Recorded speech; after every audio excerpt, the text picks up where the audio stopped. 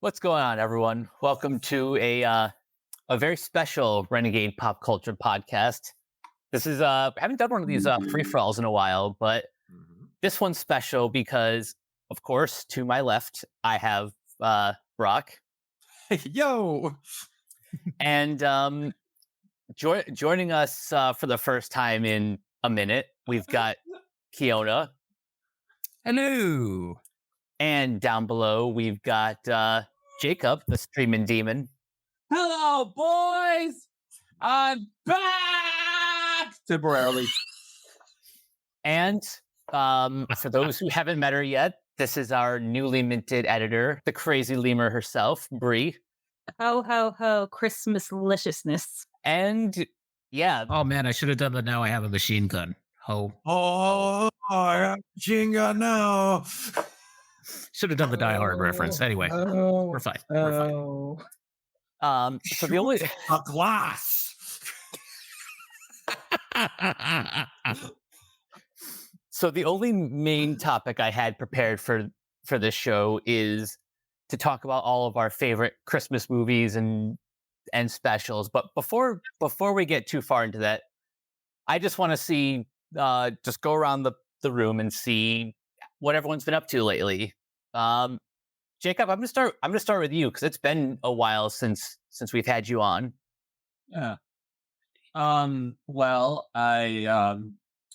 when I left RPC, I was working at Central Michigan University, and now, starting since August, I've been working for Michigan State University. Ah. Yep, and I have had two trips. I've spoken at two different a seminar and a meeting for one in Nashville and one in Toronto. So it's been a very adventurous past couple of months for me. I got to rub elbows with some very, very good people. I have had a deeper understanding of autism that I've never had before.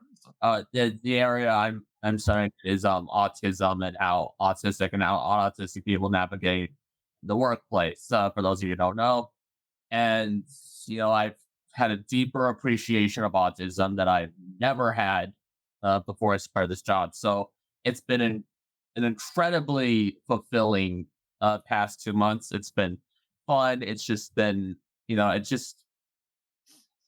just been. There's no other way to describe it. It's just been an amazing experience for me, and I wouldn't want to do anything else with my life. Awesome. I'm happy that you've found your calling. Yeah, that's so Thanks, cool, man. guys. Yeah. And Keona, what have you been up to? Trying not to die. No, I'm kidding. Just trying to survive. It's been kind of a rough year. It's been kind of a hard one. But that's what she said. But anyway, it's The best since I left Keona. so far peacocking. So far we have I've just been playing like a lot of Resident Evil Village lately because I had to go and hunt down Lady Dimitrescu, and that did not make me happy, not one bit. Because I'm like, just step on me, mommy. Just like, I know it hurts to hurt mother. it hurts so bad, and her daughters are so cool, and they're so hot. Anyway, that game is awesome, though. It's one of the most visually stunning games I've ever played. And it came out like, the RE engine. And they're man, you working just on can't beat it. a upscaled, better version of it. So That's- you wait. Insanity. I don't know. My PC probably won't be able to run it, but anyway, it's fine. But yeah, so been playing that.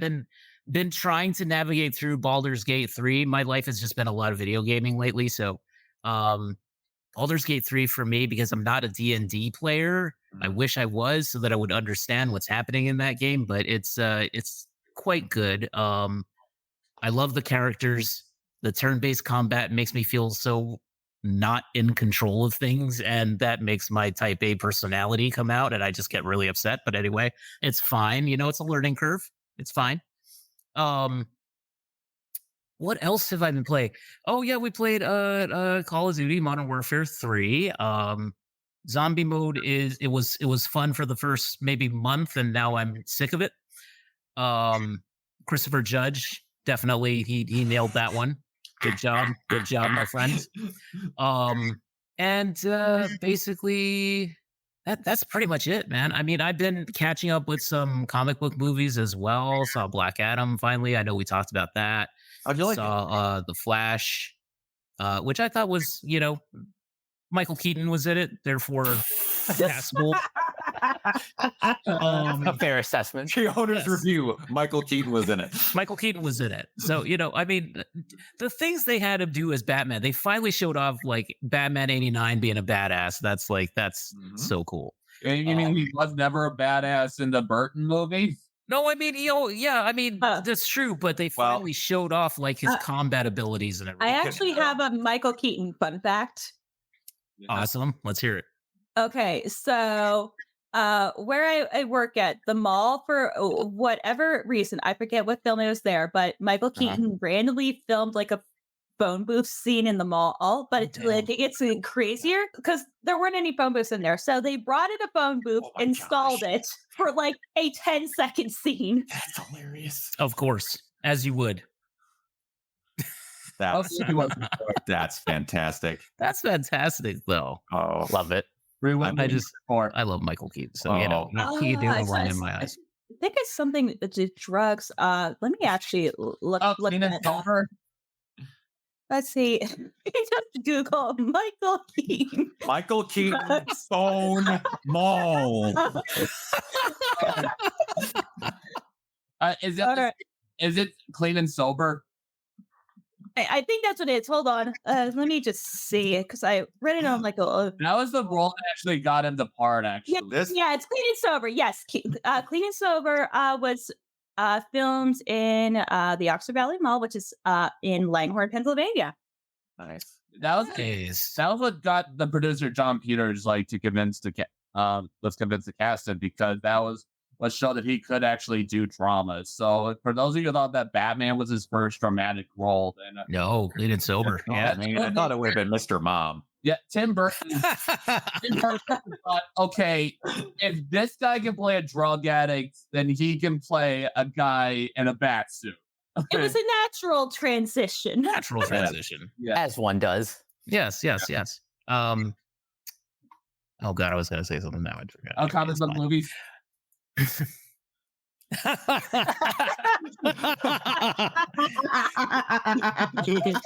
My broadcast partner, everybody, Aaron Sparrow. Hello, Hello. good sir. Welcome in. Oh, wait. What? Is that the same name as the dude from Tony Hawk?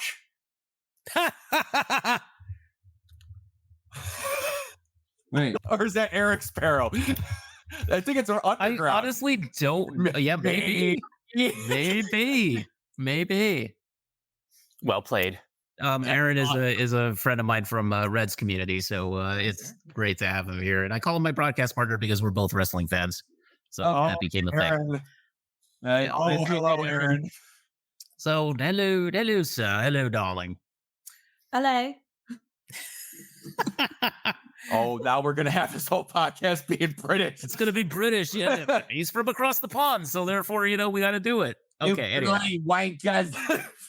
Bloody hell. There's just certain stuff that they say that we can't. This is true.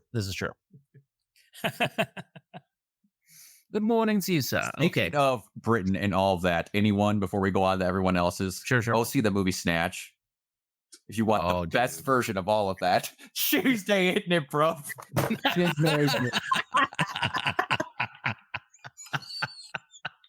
I love how one whole day of the week is just ruined for them. Tuesday, bro. So Q, you were talking about like the Flash and comic book movies. Yeah, I was talking about the Flash. I saw a little bit of Blue Beetle, and I was like, I kind of tapped out, but I'll give it another shot, and I'll just try again. It's got a slow start. Yeah, kind of a slow start. But apart from that, it's been games and movies and Reds live streams and Fortnite, lots and lots of Fortnite. So my brain is mush. Nice. And Bree, what about you? Why don't you introduce yourself to our audience for those who haven't heard your previous podcast appearances. Oh boy, where to start? So I'm Bree. I'm allegedly an editor. I'm also a writer. I actually just finished my pilot script a few days ago, and I don't hate it. Nice. So, yay! Hmm. I also do like a little bit of voiceover. I was once upon a moon a DJ at a college radio station. So Damn, girl. yeah, I've kind of been everywhere. And then my first job was so bad that it has mentally scarred me and it has made me an insane person. Oh yes, I love brie cheese too. That is exactly why I nicknamed myself that. And not because All the everyone wits. butchered my name for like years and years and I just gave up. I was literally asking Mike before the stream how it was supposed to be pronounced. He's like, I just call her Brie. I'm like, cool, I'm gonna do that too. No, I gave up. It's like even my own family can't pronounce my name right. I'm like, come on, Damn. guys. That's never good. Yeah, no, it's never good. But yeah, usually if my place where I'm from is in the news, it's usually never a good thing. It's been mentioned in John Oliver. Sorry, last week Wow. tonight. We're not good okay. things. Okay. And then about 10 minutes Is from there my a Grand Theft Auto game that's going to be based after where you live? Well, there was an oil riot in the 70s and they did burn stuff down. So, I mean, I guess that's kind of adjacent to it. But the biggest crime of all is that about 10 minutes from my house, Lady in the Water was filmed. Oh Oh wow. God. Oh my. Oh my goodness. You So- lucky girl. I actually was on set for like Science when they filmed in like Newtown like years ago. But yeah, it just, there's a film industry, but no industry. So a lot and nothing. Oh my gosh. This guy's right up my alley. I love dad puns. Yes. How very not Aaron brings the wit. Excellent. You're going to get along well. Oh yes. Brock, what about you? How's everything going with streaming? Streaming is going all right. I took a couple of breaks because I've been watching a metric assload of anime. I watched all of Attack on Titan in a week. Oh It is man. all 90 episodes. I literally have the Oh last my god. because I'm waiting to see if they're going to English dub it or not. We'll see. They are. Well, I don't know when. It took Yeah. 5 months for the last one to get its English. I know. I watched like the Jeez, first man. 5 episodes of Attack on Titan on Netflix. I messaged Cameron once. I told him, yeah, it's a good show, but Jesus Christ. Honestly, Trauma the anime. That's I pretty like much it. it. Jacob Even reacts is better fair. trauma. It's just literally PTSD. The That's anime. PTSD. Exactly. Yeah. It's No, really- but it's really good though. It is really yeah, but good. Brock, the dub for the last special, which I have no idea why they didn't just split these into like a movie, but whatever. I don't know. January 10th is because they released the dub trailer last week. I didn't see that. Oh, my heart is so happy. Okay, so Bree, you're probably the only person that I'm talked with that doesn't know that I'm slightly a fan of Gurren Lagann. Slightly. Just slightly. Just a little. Oh, you are a fellow lover of the Studio Trigger. I love everyone at Studio Trigger. And Just a little. Mishi is my hero. But Oh, anyway, Slight- I love him so much. Slight fan of Yuri Lowenthal. Maybe just a little bit. I also might have got a to bit. meet him this Tad, past tad month. bit. I show this because up until probably a month from now, when those bastards from Trigger are going to make me buy another version of this is the most expensive version of that you could get. I'm going to have the final dubbed episode of Attack on Titan to watch. And also, after a 13-year wait, I'm going to get to see the Gurren Lagann movies in theaters dubbed. Oh I my know. God. That's cool. Yeah, it's awesome because wasn't that stuck in like legal limbo for like years and it was like subbed only because Bandai went under, or at least that's the story I heard. There's a whole bunch of crap from it, but then after a bunch of that legal stuff, Trigger has almost everything they wanted for Gainax now. It's insane. Like they have the rights to Gurren, panty and stockings, and a bunch of stuff. Right. Great. Panty and Stocking's supposed to come out next year too, isn't it? Oh, What next, does next it year come already? out next year is that already? Yeah, I think so. Because didn't it say 2024? I think my brain gets so melted with coming up with stuff like that. Were you saying? I mean, something, that's Jacob? this. Oh, I mean, go ahead. that's the city of trivia. Oh, yeah. I was just asking, have you seen Premiere yet? I have not. I'm saving. Oh that my god, for a fresh, it's so good. Premiere. I'm saving it for a fresh takes with Cameron and Mike. That's like the right. one thing left All on right. that. How many of you Nice. guys have Nice. watched Kill la Kill?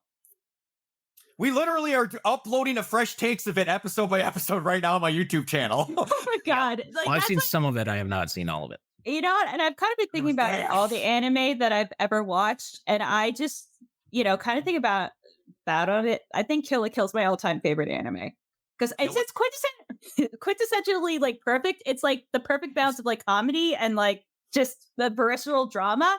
And the fact that it knows it's a cheap show, but it like plays advantage to that. I mean, I actually recommended it to my nephew. I'm like, you know what? You're 15, you're old enough. Go Yeah, be free. It is. I've bragged about that show. So my literal favorite female anime character of all time is Mako Bankancho. Like Mako is a ball of sunshine, and I She want to is- protect her forever. all of the serotonin I will ever need in my entire life. I told Mike, because it's from the exact same writer and director of Gurren. And I'm like, okay, trust me, you're going to love this because I know how much of a like American like animation nerd you are. There are people that belong in Looney Tunes that they just stuck in the middle of this show.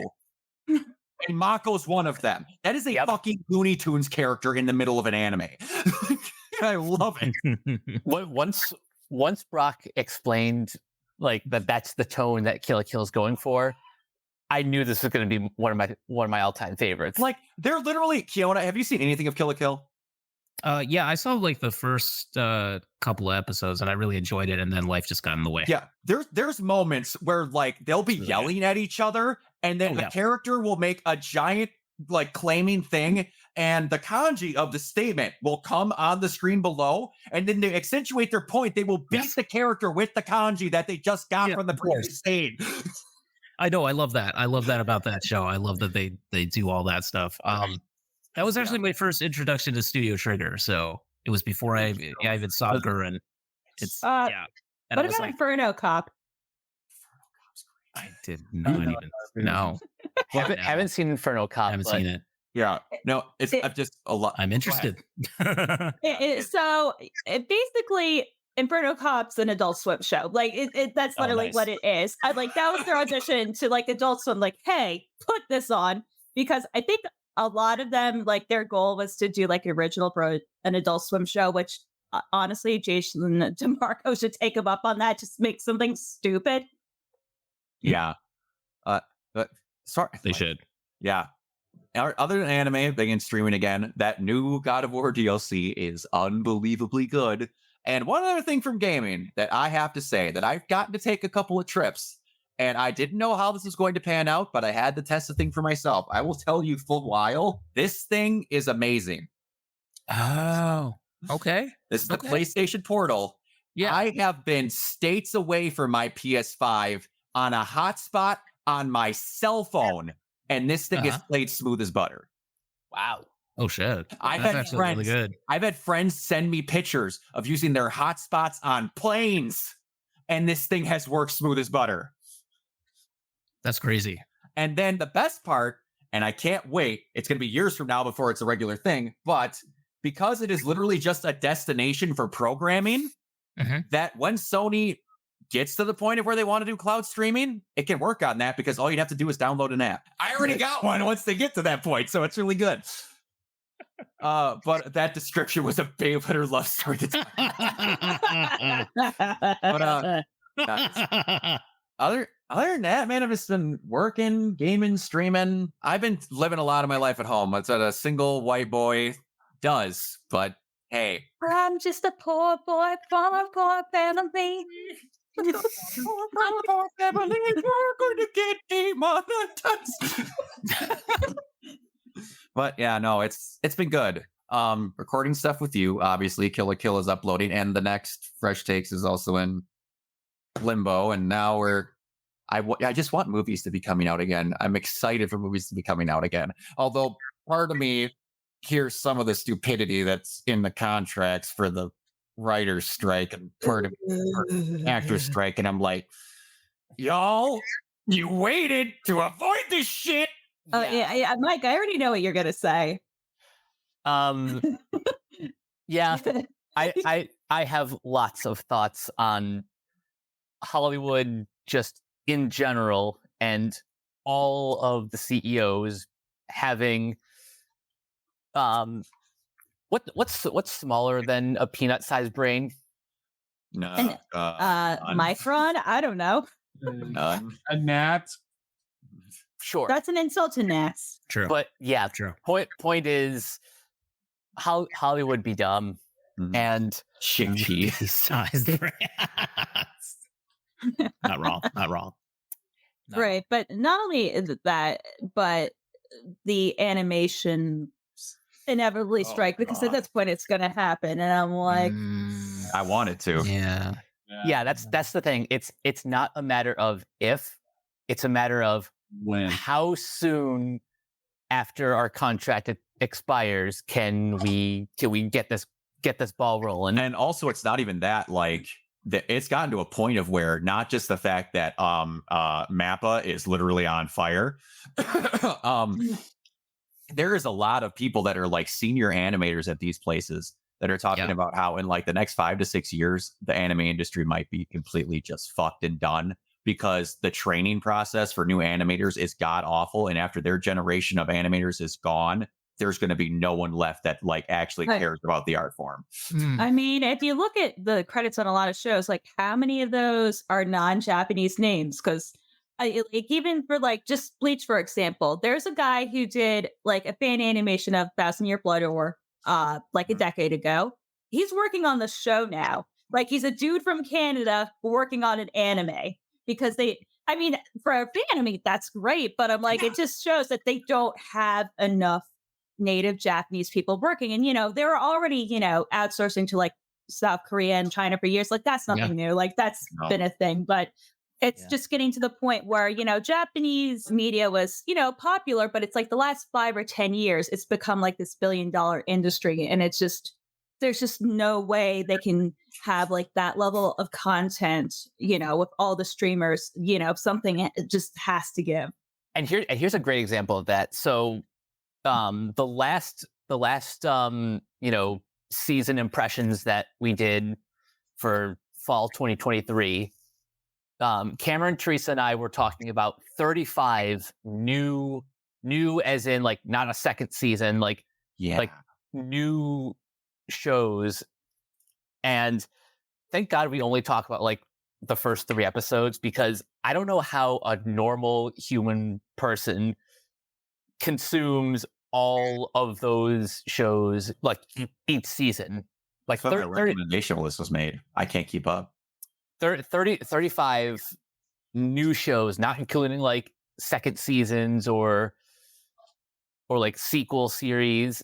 It's too much.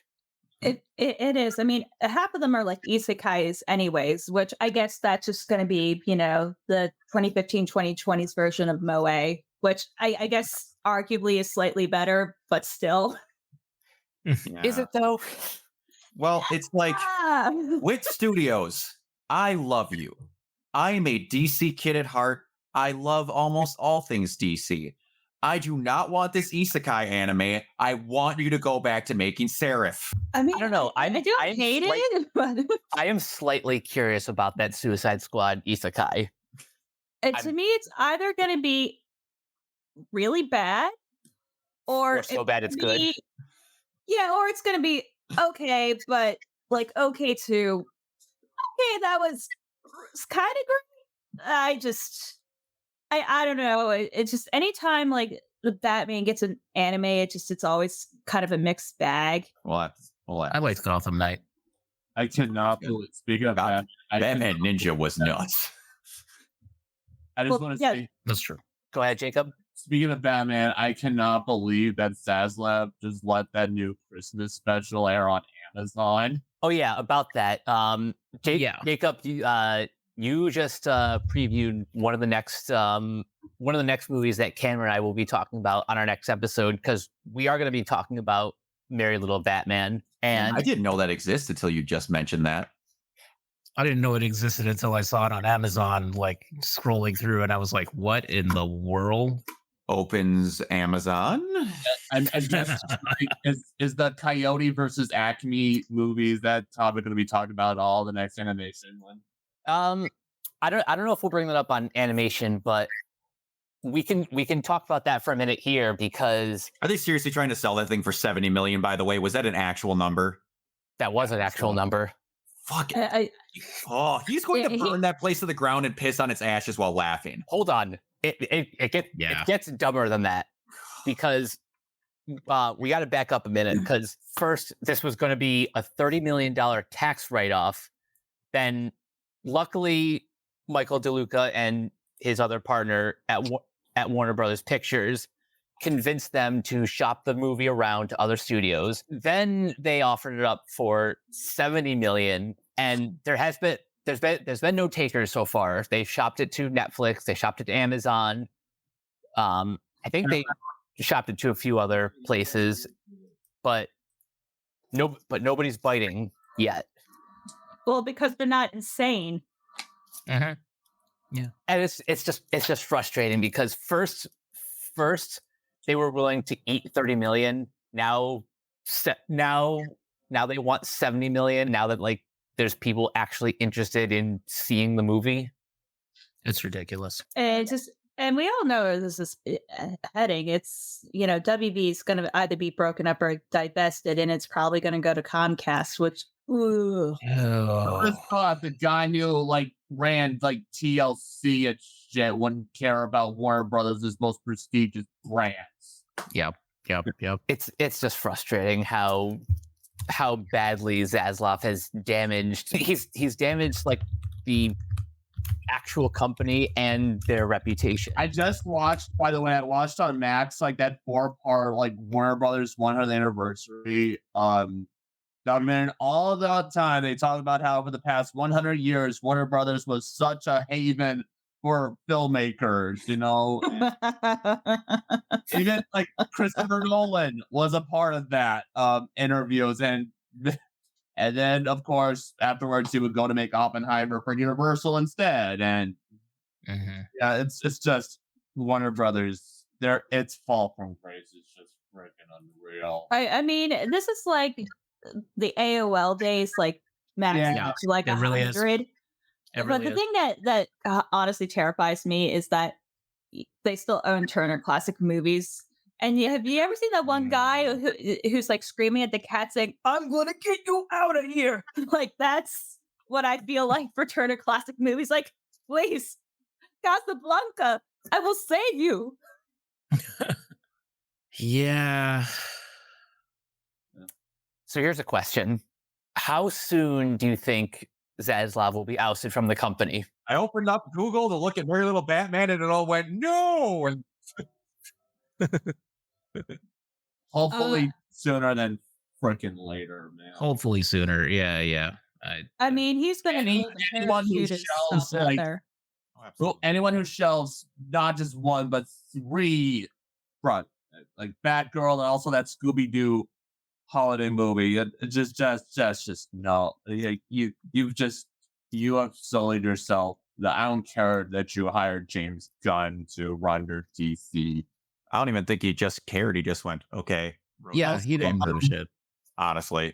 Oh, Yeah. also, I just Googled, and there was this meme I saw way back when. It's like David Zaslav. It's a tweet that says David Zaslav getting on his emergency TCM call with Spielberg and Scorsese, and it's an image of Joe Pesci and Goodfellas right before he gets shot.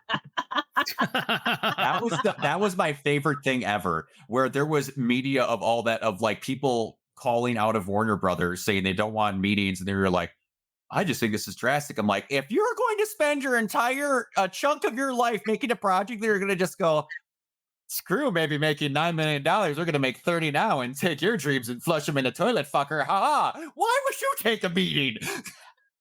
Yeah. It's a miracle, honestly, that Barbie got away from it. That Barbie was. Can you believe that we're in a time period where it's an honest possibility that someone might be buying Warner Brothers wholesale? It's a scary thought. Or like there's rumors of them wanting to sell off the DC properties because they just don't care. The most profitable thing they have. I know, because the floundering Harry Potter franchise, that's where the money's at, baby. That's going to get us it. Let's do Max, a whole TV show of something you already did. With none of the people you love. Yeah. By the way, does anyone know how much money the third Fantastic Beasts movie made? Not Negative enough to money? talk about. Yeah, not off the top of my head. Yeah, I forgot that third one came out. I honestly did too, until my mom was like, I was like, what the fuck is that? I'm like, oh, well, you know, I mean, J.K. Rowling's a turd, so I had already kind of like checked out at that point, but I was like, Yeah. wow, this is actually like kind of fucking awful. Like, it made $407 million worldwide. Oh, cool. Off of probably like a $300 million budget. So, So Freaky. definitely not making a profit there. And They made enough to print the Blu-rays. Daniel Radcliffe, we're regretting Emma Watson. Sure as hell don't want to come back. No. they have more money than God. They don't need this. Radcliffe's too much fun playing Weird Al. Okay. Like, Radcliffe also had the worst experiences of his life. He openly admitted he spent most of his childhood drunk trying to make it through those movies. Damn. What? He was drunk? Seriously? There was a good chunk of those where he openly admitted to drinking to make it through Yeah, them. Half-Blood Prince. He's Oh. like high as a kite. Like, like with Zamo in the Mario movie. Well, yeah, they kept most of their drinking off the screen and held it a little better because they're adults and were, you know, not even in a. I think he was. I don't even need to talk about what that kid went through for that, but No. Yeah. There was a documentary also, by the way, of like him hanging out with that stunt double who was like yes, paralyzed from the waist down because of that. yeah. Mm. But that's another thing that I wish could somehow get a union and get strikes because, like, there's a lot of that they don't talk about. Like, I know enough people that don't care about them because me being a Resident Evil fan was the only one that really cared. Hey, what's up, Manny? A stunt double during an unbelievably unsafe stunt that she was made to do lost her arm in the last Resident Evil movie of their original bunch, and then got nothing out of it. That's just terrible. Well, here's the thing. Here, I believe stunt actors are covered under SAG-AFTRA. Oh, they are. Okay. But where are most of those movies filmed? It's not in the United States. Oh, yeah, that is very true. Yeah, They'll also be in there- Canada. That That's is the true. catch. Yeah, that That's is. true. But it's cheaper to shoot in Canada. Tax Yeah, credits, baby. we'll just Speak- say it was shot in the Speaking of which, we talked earlier about how the Animation Guild's contract expires. What? Like, What? What? Manny, did you inhale something before this? Dude, are you okay? Prometheus? Maybe it's a Christmas movie. okay, that threw me for a loop. Anyway, animation strikes. As you wait for clarification. So I was reminded of the fact that you know how studios will do anything they can to avoid paying their talent. Yeah. Yeah. One of those examples is DreamWorks now outsourcing their animation to Sony ImageWorks, which is based in Canada. Oh, and then to add insult to injury, even though he doesn't own the company anymore, which thank Christ, Katzenberg just made like an absolute like jackass out of himself, saying, you know, AI is going to miss our production. Yeah, that's 10% of our movie, blah, blah, blah, AI, and I'm the guy who do Quibi, so of course I know what the fuck I'm talking about. And I'm the guy who nearly cut part of your world out of The Little Mermaid. Great decisions all around. It's fine. It's fine. You know, I just wanted a Quibi of entertainment. That's it. With my golden hand. Wanted a Quibi. I love Aladdin, but its uncanny resemblance to the Thief and the Cobbler is just mind blowing. And that I don't think that it's a coincidence that when Howard Ashman pitched that, like that was right after Richard Williams turned down directing Beauty and the Beast, so Jeffrey Katzenberg just jumped at the chance to get back at him. Oh wow. Yeah, that sounds on brand. I mean, doesn't- there's not like people in animation would make specific characters look exactly like certain people and then make them have names that sound like fuckwad just to get back at them. And the movie ends with a dragon eating them. Like, all because I didn't get a promotion after, my boss died in a helicopter accident, but it was too soon. I think it's so much worse the more I remember about it. Your friendly reminder to please watch Waking Sleeping Beauty or read Disney War. Or animated. Disney War is like a Machiavellian like comedy. It is like the best black comedy because it's literally fucking Succession, but There has Disney. to be a biopic. I swear there's got to be a biopic. Oh my God. Manny! It has to stop. Prometheus is a Christmas movie. Damn it. You know what's a Christmas movie too? Is Tom Hooper's Les Miserables because of that one scene that's in winter.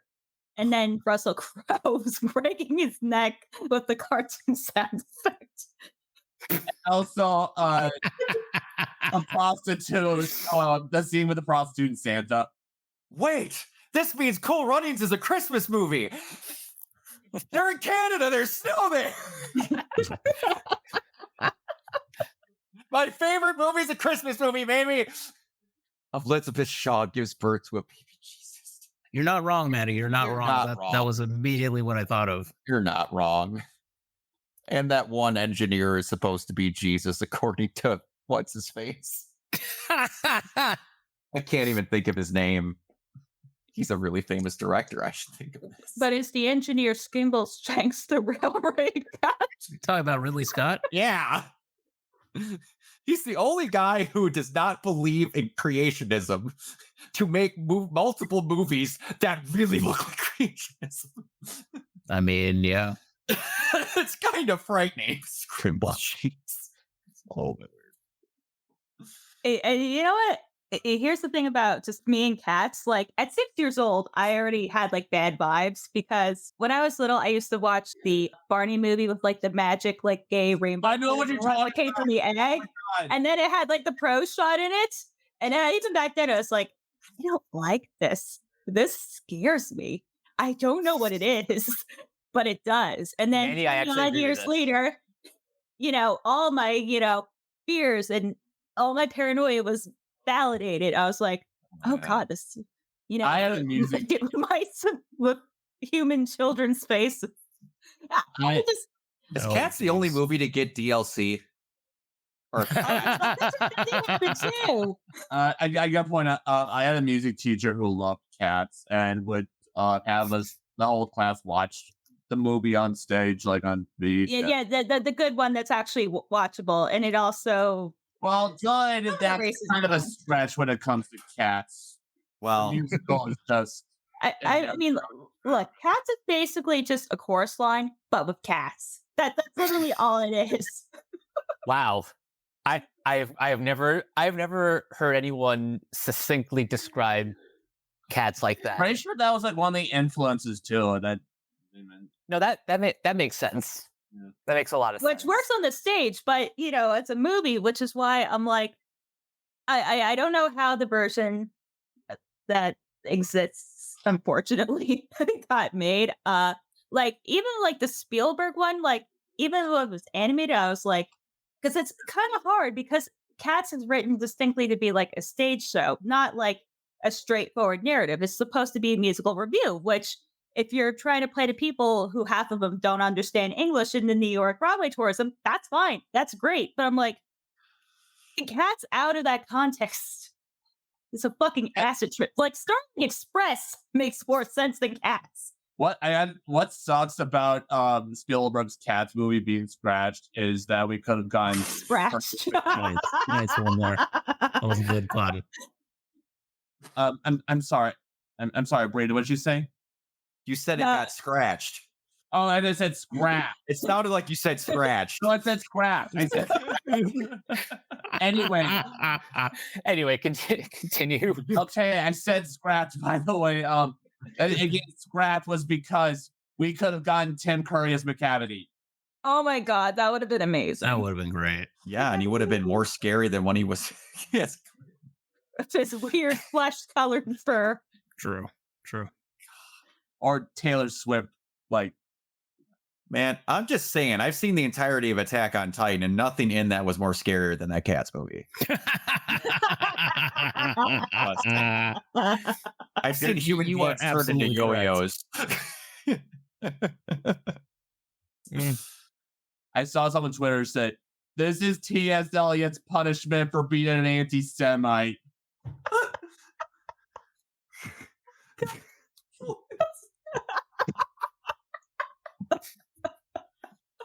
Statements I didn't think I was going to hear tonight.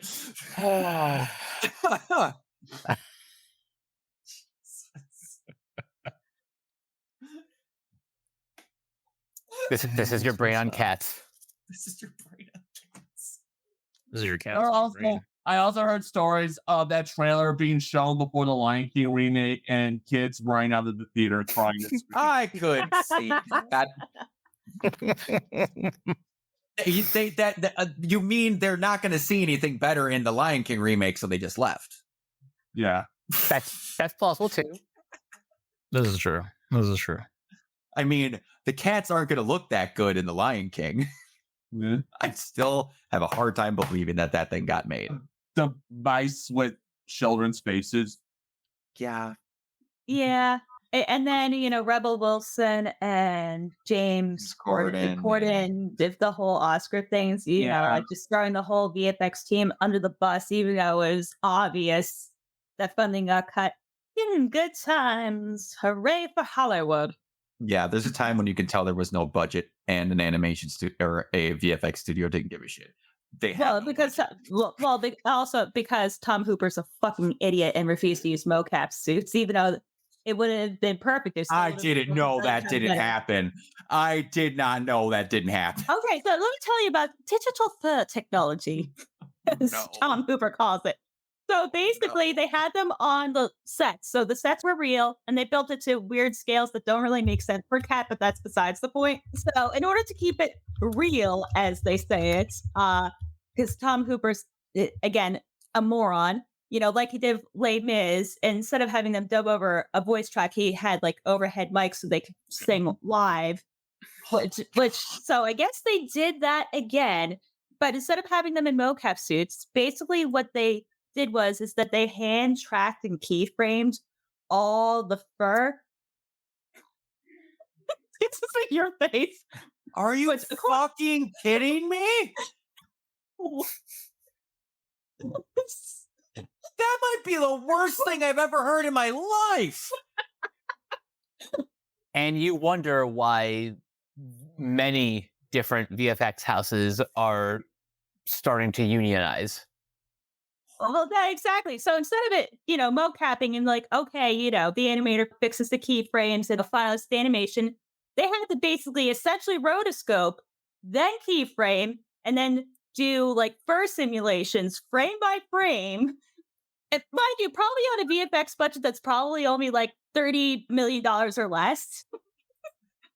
I'm picturing. Okay, I don't mean to be insensitive. What I'm picturing is, do you remember the scene in Airplane when he is explaining his PTSD and past traumatic, and then the woman that was sitting next to him hung herself? I'm picturing that being the animation studio when Mr. Hooper's explaining what they have to do. Yeah, so basically, because he didn't want the suits to interrupt the dancing, which I'm like, Oh, God forbid. wait, we might have to wear lycra. How dare a dancer wear lycra?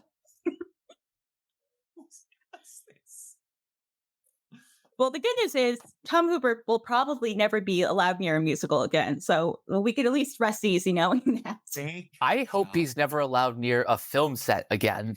No. Well, that would be Made to wear a furry suit for the rest of his life. Yeah, with this and the Danish girl. Indeed. You just throw it out. Just get rid of all of it. At that point, hire actual cats and then just dub the voice lines over. Like, has anyone ever seen the Meow video that Markiplier made? Oh, I know what you're talking about. That would have been better. It's just stock video of cats with his mouth boxed in over going, Meow.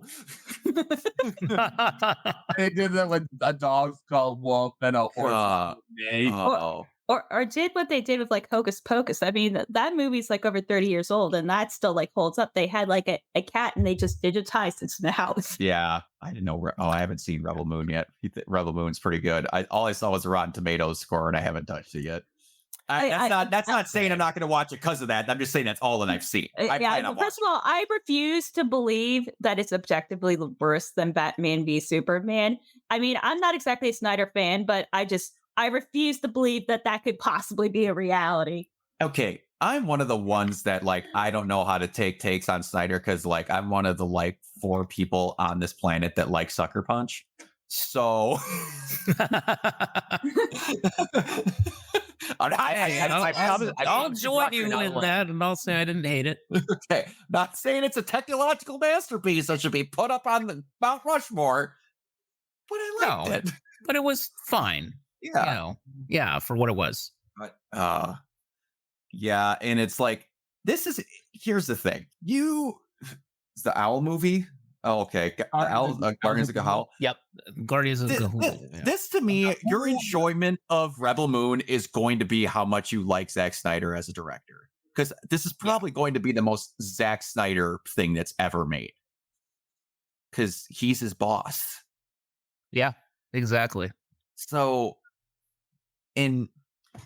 I don't know. I think some people don't know what they want from Zack and are literally just at some points mad that he's not making movies anymore that he doesn't want to make. Except Also- you might want to.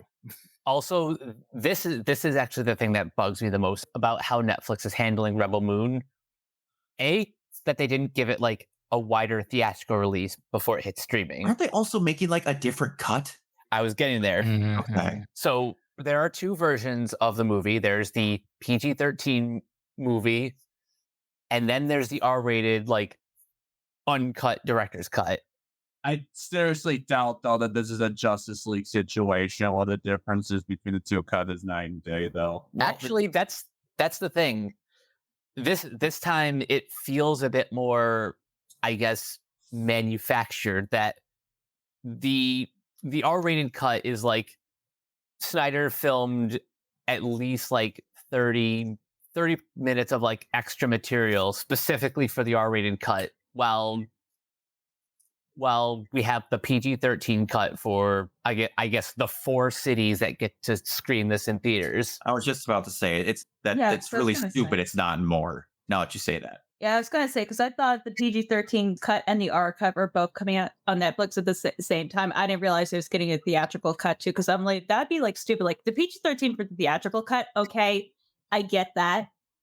But I'm like, are both versions going to be on Netflix on the same time? Like, how the That's actually something I don't know off the top of my head.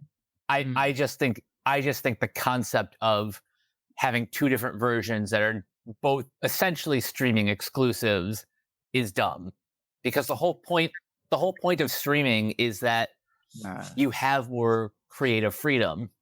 I didn't think about that part either. The more you're explaining this, the more stupid it is. And then all this nonsense is just going to keep fueling the Snyder cult, because Ugh. the cycle is just never going to break. No. And the Like- thing is, like, half of the time, like, Zack Snyder, like, because he tried to do a thing with geek and gamers, and he basically said, I don't fuck with you guys. Please leave me alone. That made my life. Same.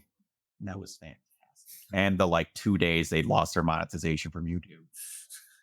Ryan Kendall just you could like it's like that meme of like Bart going, "Here, Lisa, if you pause it frame by frame, you can see the moment where his heart breaks." Yeah. It's the only time I'd ever seen a hey, dear YouTube on Twitter, where hey, we lost their monetization. Can you help us out? And there be literally hundreds of tweets going, God, no, don't do it.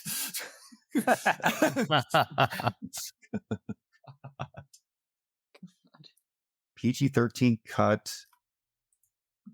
PG-13 cut doesn't feel toned down. That's not to say the action wasn't dope though. Does feel toned down. Okay. I 100% believe Manny based on just what I've seen in the trailer, which is why I'm extra jealous that he got to see it in theaters today. Same. This reminds me of, not in the exact way, but like of the Deadpool 2 PG-13. What Once Upon a Deadpool? Yeah. Here's the yeah. thing. You can make a PG-13 Deadpool movie. You can. What you cannot do is make a good one by chopping the living shit out of an R-rated one. Yeah, Yes, I agree with this. that was strange. I still enjoyed it because like the extra stuff they added. Also, I got to see it in the Extra theater in stuff a was room cool. by myself. So that was cool. And Ryan Reynolds said the thing about Nickelback that I've been saying for years in it, which made me so happy. I was just like, Ryan, keep going, please. But yeah, it's this weird thing where the different versions, especially like you said on a streaming service, they're going to find the R-rated one. Yeah. Exactly. Unless like you have like that parental thing where like what Disney Plus does or whatever, where like you have something for like you have like parental locks and where like underage kids can just watch the PG-13. But here's the thing.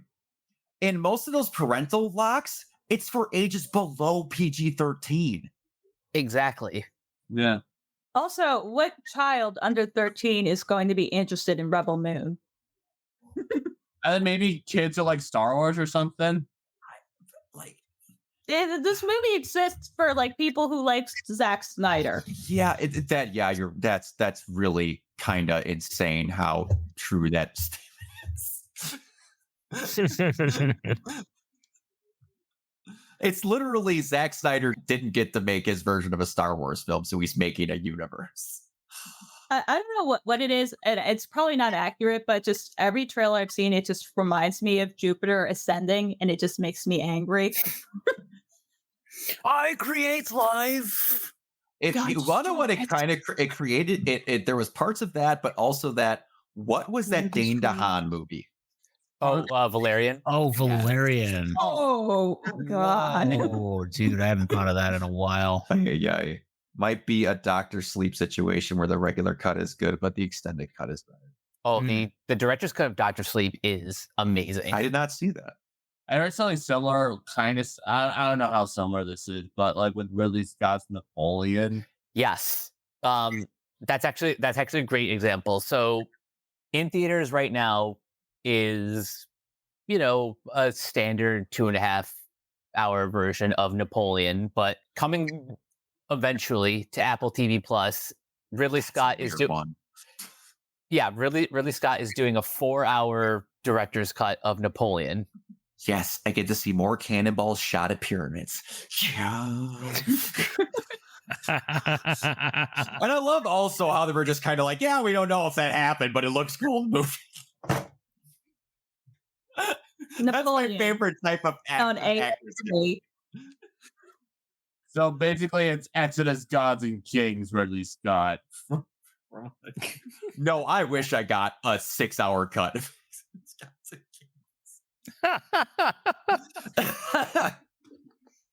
Not like No, I'm thinking of the wrong movie. What was No, I you're thinking of Gods of Egypt. Yes, that's what I'm thinking of. Gods Oh, of Egypt. Dude. With all the different Wow. Chadwick Boseman's. yeah. No, I'm talking about the Exodus one with Christian Bale. No, I know, but what I was wanting a 6-hour cut of was Gods of Egypt. The part, the Exodus, the one where Christian Bale, like in the burning bush scene, he's just like buried up to his neck while God as a kid talks to him. They're never going to do a better version of that movie, The Prince of Egypt. We just need to stop. Never. Nope. True. They nailed it. Go home. It's over, guys. Go home. Was hyped to see more Vanessa Kirby. Yeah, I mean, yeah, that kind of goes without saying. I wanted to see Napoleon in IMAX, but just hearing how Butcher was, I'm just gonna. I don't even have an Apple TV Plus subscription because streaming is just freaking ridiculously expensive. You know what I want to see? We're talking about cuts of stuff. You know what I want to see? And my youth pastor brought it up because it's his favorite movie. I want to see the Dynamite cut of Napoleon. Just replace him with John Henry and make the same movie. Gosh. God. God. that We're going to fight the Russians. vibe. When Robot Chicken did that skit, like, sir, those shall we conquer today? Well, I feel like conquering. Gosh. I haven't thought about that movie in ages. The scary thing is, if you talk to a child today, they'd be like, what the fuck are you talking about? It's really sad. I saw Napoleon Dynamite, and I'm probably like the one person I was like, it was fine. And I didn't really care for it. There's parts of it. It's very much you have to like that comedy to like it. Yeah. But occasionally waits for a longer cut of John Wick 4 and you and me both. Yeah, I get it. But yeah, I officially felt old when I'm like referencing Liar Liar at work. And I realized that I work with children that were born after 2000. And it makes my knees fall apart. Oh, jeez. Just feel my back slowly getting scoliosis and just seeing my eyes glaze over, my soul slowly leaving my body. Yeah, like I can't make jokes with these kids about Pauly Shore movies. Give or take, it's probably good they don't know Pauly Shore existed, but I can't Probably rip on them about having to put up with it. Tell me the dude from the Pinocchio movie, like, Father, I want to go out on my own. That's the whole wild. By the way, You unlocked a core memory. I forgot that existed.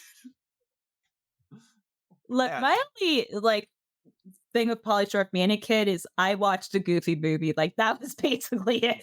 Literally leaning town of Cheetah is like the only thing I remember. That, and there was a trailer. Oh God. I still have the DVD copy of Dodgeball. And there's a trailer before that where he is wearing an Average Joe's uniform and getting the holy hell beat out of him with dodgeballs, where he's advertising this movie called Pauly Shore is Dead. And I, to this day, have no idea what it's about. Oh God. That's so old. That's like a whole era of things that's gone. Like you're a weird celebrity and you got movies about you. Like Larry the Cable Guy, Being Pauly John Shore. Malkovich. God, that's just gone. The thing is, I don't even know if I liked or hated it, but yeah. I just, now that you kind of brought it up, I guess it really shows. I mean, I'm not saying that those movies were good or like a benefit to society, but yeah, it just really kind of shows like how Hollywood is just like so much, we gotta have our temples and our blockbusters. Like that's the thing. Hollywood doesn't make weird shit anymore. I mean, No. the weirdest thing that came out this year is like the Barbie movie, and that's attached to like a major IP. Yeah. It's like we lost many things to the early 2000s and the 1990s. Pauly Shore and the directorial master Uwe Boll.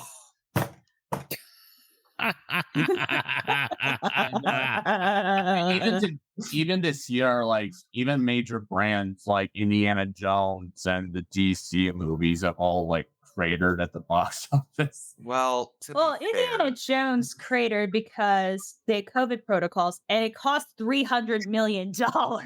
no movie should ever cost more than like 150. Do you remember when the Lone Ranger cost like $250 million to make? And Yeah. Pacific Rim costed shy of 170. Yep. And Wow. honestly, I pay a lot of attention to box office. These days it's like my fantasy football. Honestly, I watch Dan Merle a lot on YouTube. Dan Merle's good, dude. And I just love this analysis on stuff. And I do like how one of the big disruptors this year was Taylor Swift. Yes. This year has been the year of the Swifties. Yeah, she finally made Travis Kelce famous. Finally. I'm joking. Finally. Travis, I love Travis Kelce. Oh, Him I and his love brother, Travis too. Him and Jason, they're like such their good podcast dudes. is great. I saw the Eras tour with my girlfriend in the theater. Nice. That was quite something. Yeah, I saw the Eras tour twice in theaters. First, I saw it opening weekend in How was that Dolby. experience. Yeah, the first time I saw the Eras tour, it was opening weekend, and the theater that I was in, like, it turned into like a concert setting. It was honestly kind of amazing. And what's sad, what's sad is that we'll probably never get a concert movie that'll have like nearly as much of an impact. I did see her 2-second cameo. Anyway, the Eras tour is like projected to be the #1 concert tour of all time. So like, there's probably won't be one. I was going to say, like, what's its actual? I'm not taking any away from Taylor Swift. I'm not. What is its actual honest to God competition? Elton John. Jesus. That was the #1 before hers. Are you talking about his farewell tour? Yeah, his farewell Yellow Brick Road tour. Oh God. Okay, got it. Okay. And actually, I also saw Renaissance, Beyonce's concert movie with my girlfriend also. Well, how was that? I never It was got around to great. that one. Although it is quite a different experience, which I do like. I do like that there are different ways. Like the Eras tour is very much a what you see is what you get concert tour. It's like it doesn't give any behind the scenes, but beyond Renaissance, we get a lot of behind the scenes stuff. We also take a dive into Beyonce's like creative process, and that was great. And the audience wasn't quite as energetic as the Eras tour one, but it was. I'm glad I saw both. I'm glad that they both like brought their ingenuity, the same ingenuity and out of the box thinking that they brought to the music to cinemas, like actually working directly with AMC to release these movies. And that's just, I'm excited to see what kind of possibilities open up. I'm glad to see, I hope that people do. Wait, we don't need to rely on Hollywood to get our stuff into theaters. We can probably, when we release them directly to cinemas, we can get a much more balanced cut of the box office revenue. Like it's much more like closer to 50-50 in that model. Yeah, it's a good model that that more of these theater chains should probably tap into, especially if 2024, for mainstream Hollywood releases is going to be a little bit lighter. I do hope it just kind of seems more like alternative programming. Like it's just becoming more and more programming now that there is more options for like different fancy stuff. Like this recently we had Godzilla -1. Yes. Mhm. And also The Boy and the Heron, which was like the first ever Ghibli movie to ever be #1 at the box office. So cinemas are relying more on like these titles that they thought of as niche, these brands they thought as just additional stuff. Like because like if Hollywood movies keep bombing left and right, then they're gonna have to rely on more stuff. Like more movies that feel like actual events now. And it's very exciting to see. Like I definitely like. I'm interested to see like what movie like Hollywood makes out would be like their next Barbenheimer or anything like that. Because Barbenheimer, that's not going to be duplicated. I don't think so. You can't, because Barbenheimer was just lightning in a bottle. But going back to like kind of Godzilla and Boy and the Heron, for a sec, which I actually took my mother to see The Boy and the Heron, and then I told her what the Japanese title was, and she's like, "Why the hell they changed it? Because now it doesn't make sense." Because That's she's much like, Japanese. "The movie was all about how do you live." Well, I'm like, "Well, that's what it's called in Japan." And then she's like, "Why the fuck is it called The Boy and the Heron?" Well, because Because Americans are stupid. exactly.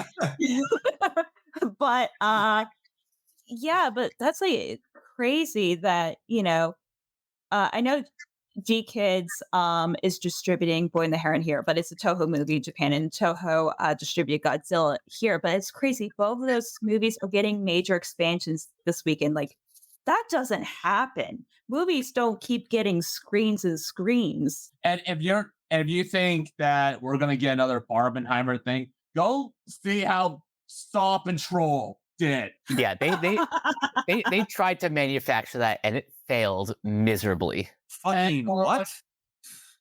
Oh yeah, I remember this. So Saw Patrol. So the second Paw Patrol movie they tried to pair with Saw.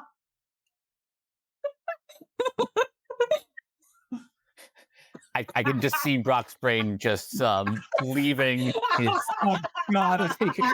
I've missed. This is what I missed about the podcast. Enjoy the stream. I'm done. Oh, and also, Who in their right mind? okay, and also, what? Hey, Mom, can we go see the other one? Hold on.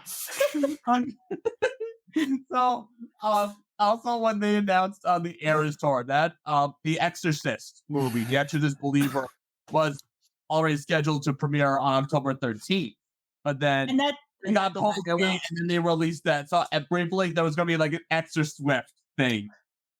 I'm still disappointed they never like Blumhouse chickened out and moved the Exorcist. Yeah. Oh, by the way, movie that pissed off studios. By the way, when the Eras tour was announced, just completely unexpectedly, and so you had all these October movies playing musical chairs. 8 different movies had to completely rearrange their schedules to clear out of Swift's way.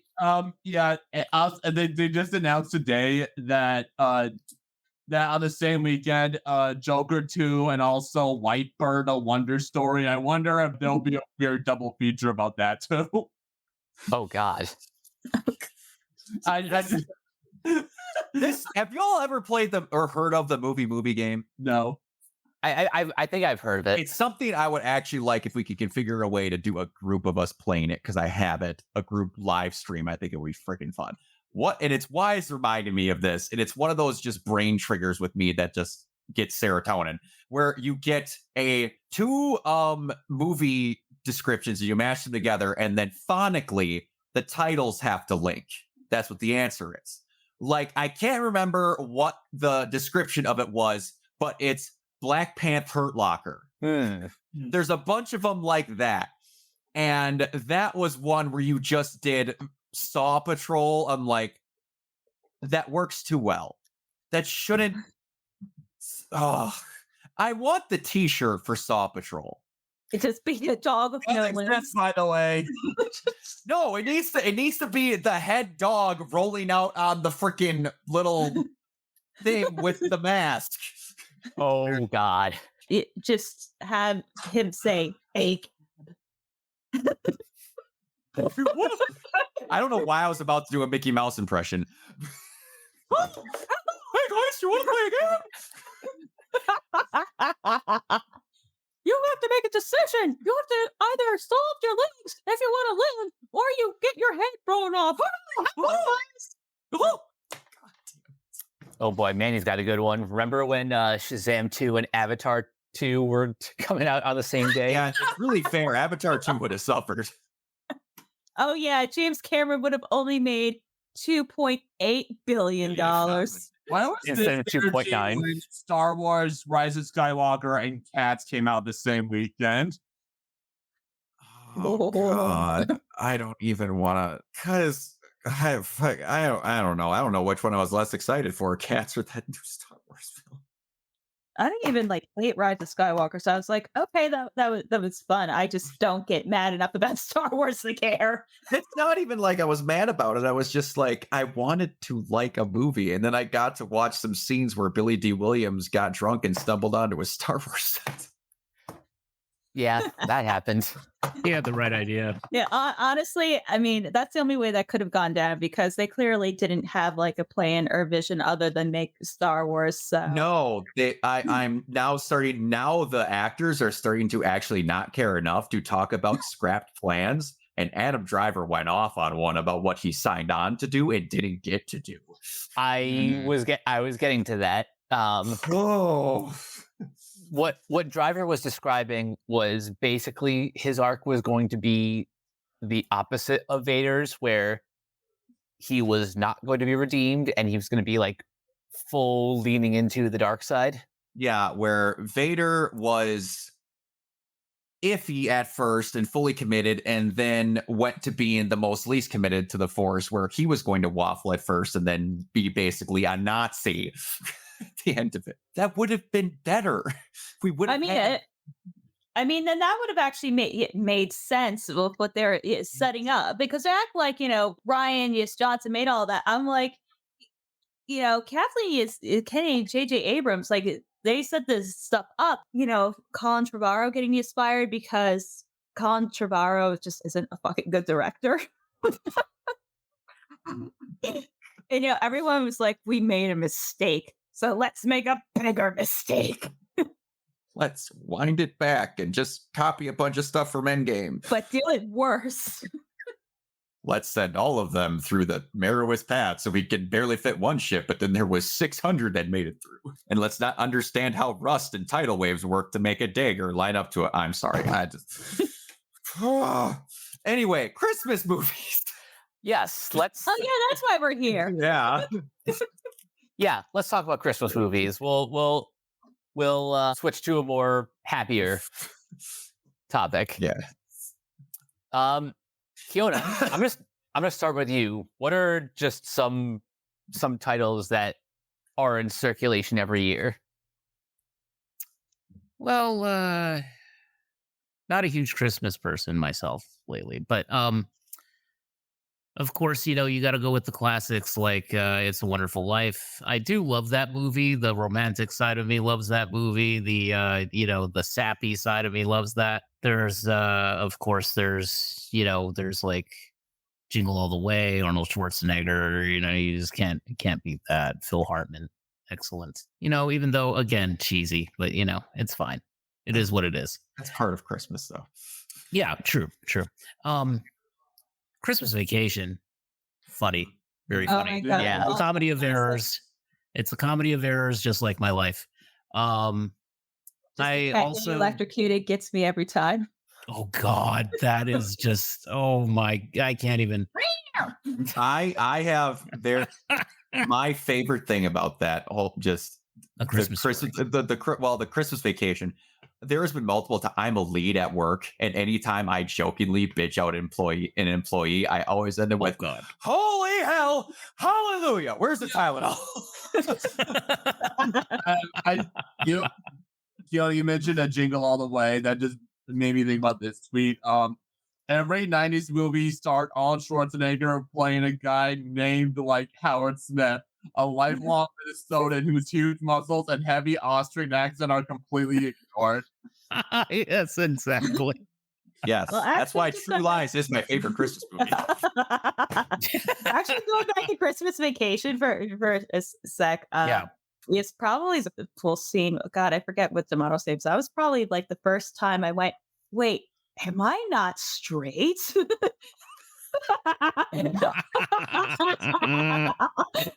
Love it. That invented like Beckham. And then like me 15 years later, like, oh. No. Hold on. Yeah, so I would also say like A Christmas Story, obviously another classic. I just watched 4 Christmases before coming out of this podcast, so yeah, I thought that was actually pretty funny. Nice. Not like the best movie I've ever seen, but it was funny. John Favreau playing a UFC guy is hilarious to me. taking Vince Vaughn down. It's Yes. hilarious. Yes. Yeah, I mean, I would say like, you know what, Manny, I'm going to agree with you on the Batman Returns thing. I was just going to say like the Yes. more unconventional Christmas movies like Batman Returns, Die Hard, I will still say is a Christmas movie. I don't care. Oh no, Die Hard is absolutely a Christmas movie. It's I am not absolutely a Christmas movie. I'm just honestly, it came out in the summer, yes, but so did Miracle on 34th Street, apparently. Yeah, well, So there you go. yeah, But yeah, that's. I don't. Can I think of anything else? That's about it for me. Jacob, go ahead. Tell me some of your favorites. It's a Wonderful Life is way up there. It's that I identify so much with George Bailey in that movie. It's insane, you know, like about life throwing curveballs at you. You know, your dreams Giving up are your constantly dreams. Yeah. thwarted because you got to put other people before you. There's a part where you're just absolutely down and out. You know, you're about to throw it all away. And that goddamn ending that never, I repeat, I can't, never, ever fails to make me cry. That is the, I mentioned this when we talked about Fresh Takes, when Marty was there. That and It's a Wonderful Life are the two movies where by the end of it, I am just a freaking puddle afterwards. It's just, and those are two movies that understand that if you put your main characters through the ringer enough, then that ending is so satisfying because of that. It's the ultimate. That movie's just a perfect example of, you know, the love you give is equal to the love you make. And yeah, that movie's still an absolute masterpiece. Oh, and also another classic for me, a recent classic, I should say, is actually Klaus. I love Klaus. Ooh, Mm, that's a good one. Klaus. good choice. Good choice. You've seen it, Keona? I haven't seen. I haven't watched it in a while though. But Yeah. I think I saw it when it came out. Yeah, Yeah. it was good. Are you familiar with that? Interesting. Very interesting. I am familiar with it. I haven't seen it though. Yeah. J.K. Simmons is Santa, something I never knew. Yeah. But Yeah. Who would have thought? yeah, the movie I think the movie works as much as it does because it does kind of have a more cynical kind of sense of humor, like in the first third of it, but that just makes, you know, the last 2/3, this inserted 2/3 feel all the more earned. And in all honesty, at first it does kind of seem like Scandinavian Emperor's New Groove. In a way, like you have like just for like this skinny, like self-absorbed guy, and you have Klaus, like the big, you know, down to earth guy. And but it's just one of the clan members actually does kind of look like Yzma. Ooh, Oh, Tokyo Godfathers, that is a good. Oh yeah. That is a good one. My favorite Satoshi Kon movie, actually. oh really? Yeah, Really? I just like the character dynamics in that a lot. So like, it's just Brock, have you ever seen Klaus? I have not. I know of it. And now that I forgot that J.K. Simmons was in it, I, for a brief second, was just picturing him bitching at the kids that the cookies weren't good enough, like he was bitching at Miles Teller in Now my recipe. About that animation is so gorgeous, though. I'm sad that we haven't really seen the results of that. Like people like being really inspired by that, actually, because the way that movie photographs light, like makes it, the lighting makes the setting that much more immersive. You know, like that's kind of like immersion that I've just never seen before in a hand drawn, and that's because they actually did something new. Like Sergio Palmados, the director, he actually did say in interviews that he was kind of disappointed in Disney's brief return to hand drawn with Princess and the Frog and Winnie the Pooh, and that they just diverged too much into those like formula, that Disney formula, without actually trying anything new. And that's absolutely what they did. They just, but and that they wanted to make like the characters stand out, like they actually look like they're a part of the environment, actually, so they don't stick out too much from it. And it's their next movie that's going to be released by Amazon now because Netflix being Netflix, and I just hope there's like I hope that kind of like if we do get a resurgence of Andron, I hope they take a page out of Klaus's book. Really. I agree with that. It's been a minute since I've seen Klaus, but I remember just being overjoyed by how great the animation looked in that movie and how it feels like the rest of the world has yet to catch up with what Pablo accomplished with that. Yeah. What's up, man? Nice to see you. That is a very kind cosplayer that I met near the back end of Twin Cities Con. He was cosplaying Kakashi, and he was amazing. Nice. Oh, nice. Very awesome, dude. I like Christmas Vacation. That's a good Christmas Story. That honestly, my favorite Christmas Carol adaptation, by the way, probably the George C. Scott one. Ooh, yeah, that's a good one. Or at least my favorite line that like actually adapts, and like actually tries to adapt without adding like Disney characters. Or I do love the Disney one and also the Muppets one, but don't get me wrong. But if you're looking for a straightforward adaptation, that's the one. And the Alistair Sim one is up there too. Alistair Sim is like what I personally think of, like his voice, like True. I think like George C. Scott, like his performance is good, but his British accent is it's lacking. Let's just say. But there's also I think Alistair Sim, I think he was just like iconic in that role too. yeah. I guess that whenever I read the book of Christmas Carol, that's the voice I hear when I read through the lines. Yeah, For Christmas specials, Charlie Brown Christmas, obviously. Yes. the Chuck Jump, the Boris Karloff Grinch.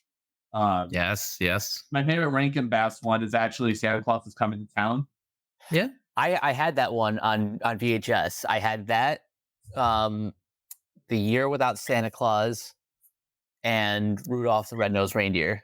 Yeah, I love those Rankin Bass, but they're just so hokey, but they're just so lovely. Yeah, I like the Muppets one too because that worked because Kane took the role so seriously. That he refused to wink at the camera or anything, even when he talks about like Fozziwig in his whoopee cushion factory. So yeah, that's kind of it for me. Bree, what about you? I know there's one in particular that just celebrates its 30th anniversary a couple months ago. Yeah, and I just realized, oh wait, I could edit my name. Whoops. Let's see. Love So, it too. let me preface this. If you love sickly Victorian-looking children with the art of Edward Gorey, if you are that annoying person who basically lived at Hot Topic in the mid-2000s and had their house look like that for a significant amount of time, boy, do I have a movie for you. So, yeah, one of my all-time favorite movies is The Nightmare Before Christmas, directed by Henry Selick, not Tim Burton, because I love how no one ever realizes that.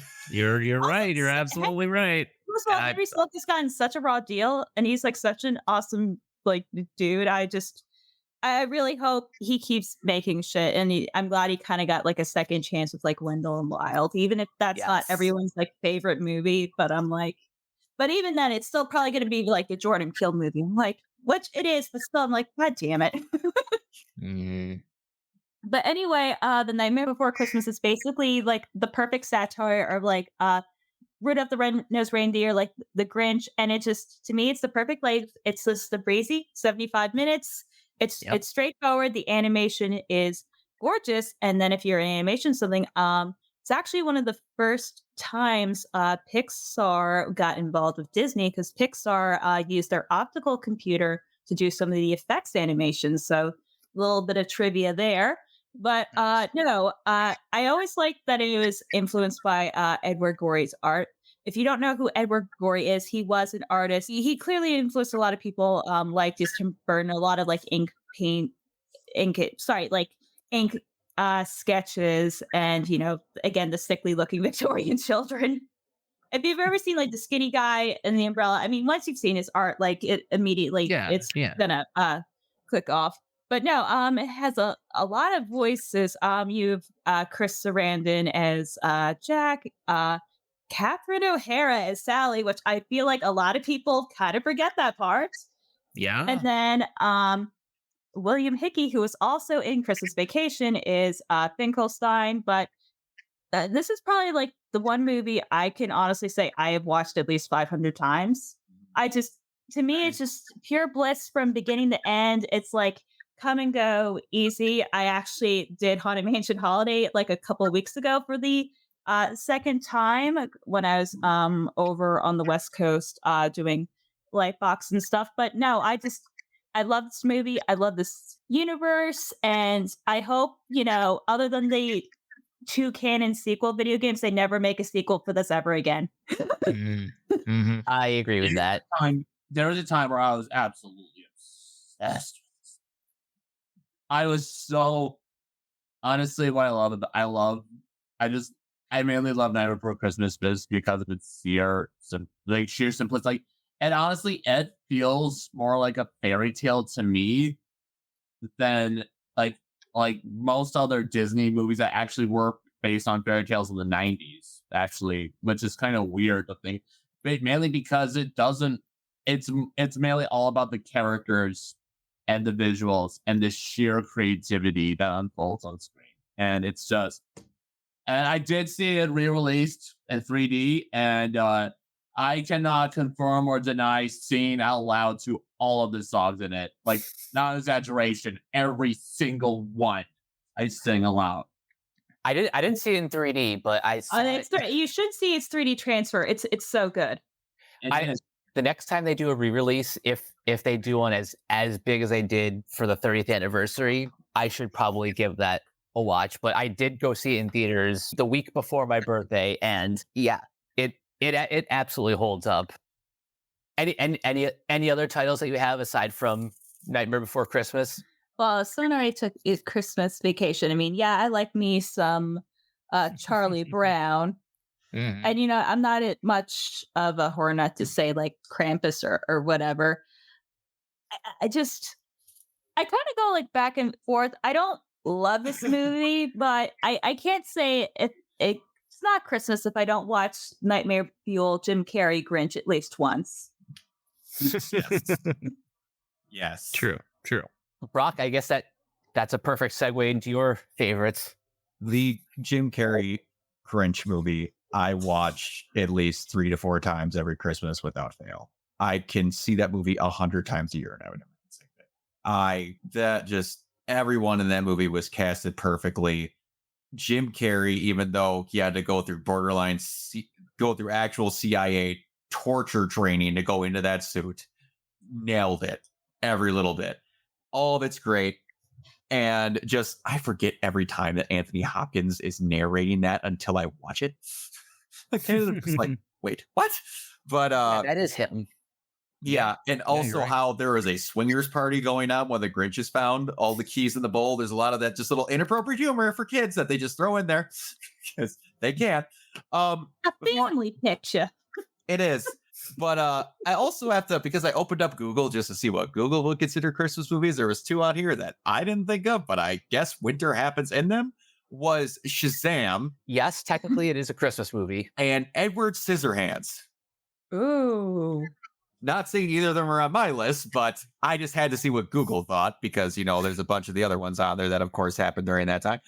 But yeah, honestly, one that's made its way really high up onto my list, shockingly fast, was the Guardians Holiday Special. Yeah. Yeah, I like that too. I know for some people they didn't like it that it was too hockey, but I'm like, that's kind of the point. Yeah, It's like so stupid. I mean, it's Kevin Bacon playing himself. I'm like, like, come on. And the Christmas song in it is amazing. It is. It's off the charts. It's just so self-aware. But yeah, because of my sister Amanda, I've seen it more times than I can physically count. Elf. That was gonna be I was just thinking of it right now. I like Elf. I remember when Elf first came out, Wendy's had like creepy Will Ferrell like puppet dolls that you could put on, and I just put it on my tree every year. Oh man, this list down here is getting unhinged the further I go down. There's Eyes Wide Shut. There's Paul Blart Mall Cop. That's what I don't get. Trading Places. Trading Places, I understand. Okay, well, another one, Scrooge. By the way, Yes, that one's up there. Okay, way up there. I love y'all one, yeah. Scrooge is a movie that my family watches every year on Christmas Eve, no matter what. Like Christmas Eve cannot continue until we put on Scrooge for like the millionth time, and we can pretty much quote it like verbatim. Yes, we had this discussion already. We had this earlier in the episode. It absolutely is. And the movie, despite the fact that it has been mentioned in here, that people try telling me has to technically be a Thanksgiving movie because it happens after Halloween and before Christmas because of the title, is Nightmare Before Christmas. We've mentioned it already. That movie has my favorite opening in a movie ever. Yep. Nothing's come close. That it is immaculate.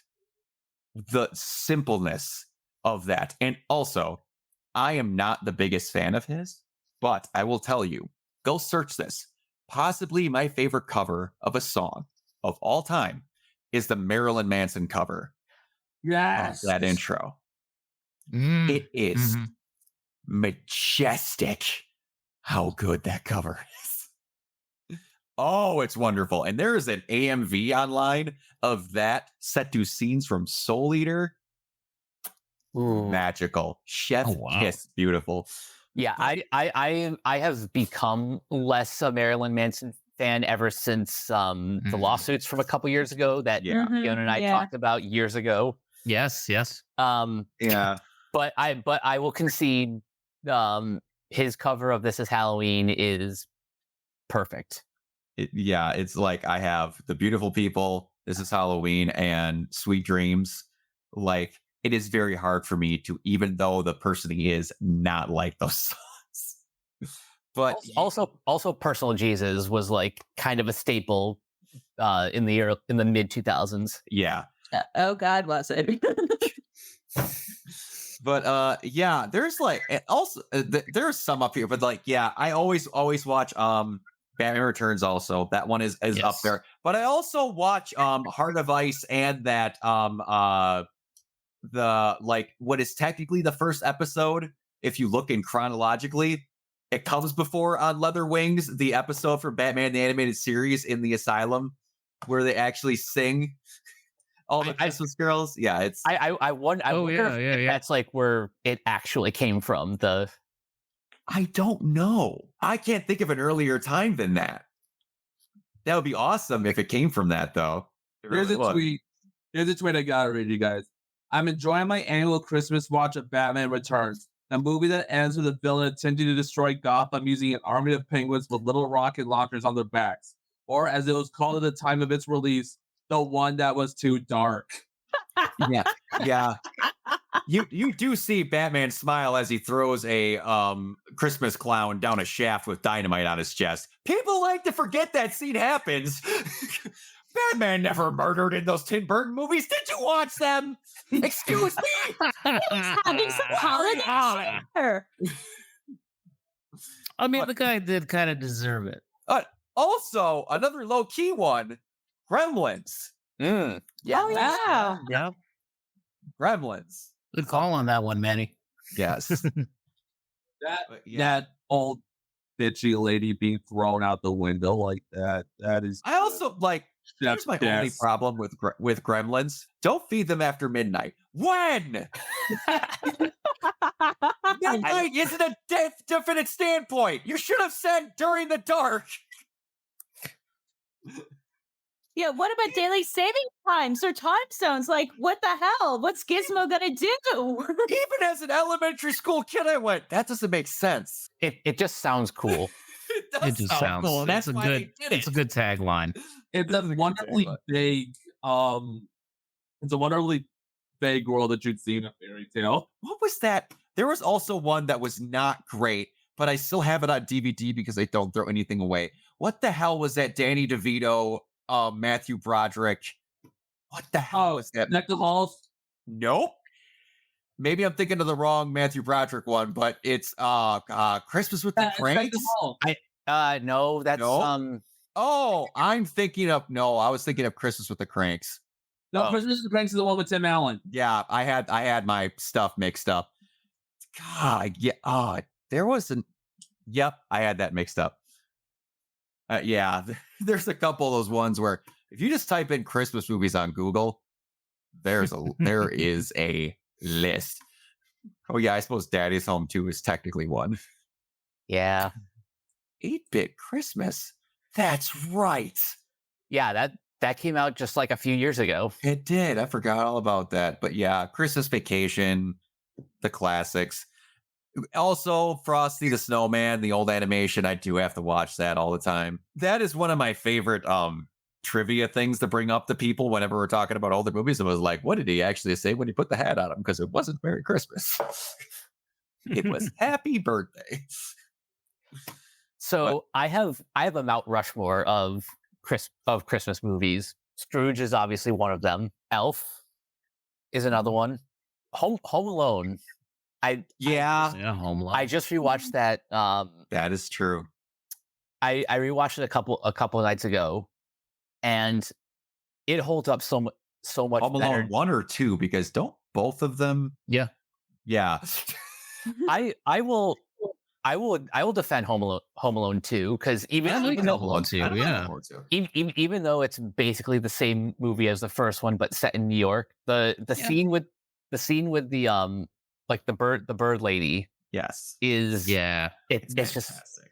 just one of the best moments in Yes. in both films, really. Yes. My favorite fan theory also coming from that is that the guy from Saw is just Kevin McAllister grown up. Think about it. Yeah. True. I was, people share this meme, but like, what did Kevin's dad do to earn a house like that and like 8 plane tickets to France? And also that Kevin got all those groceries for $18. Yeah, Right.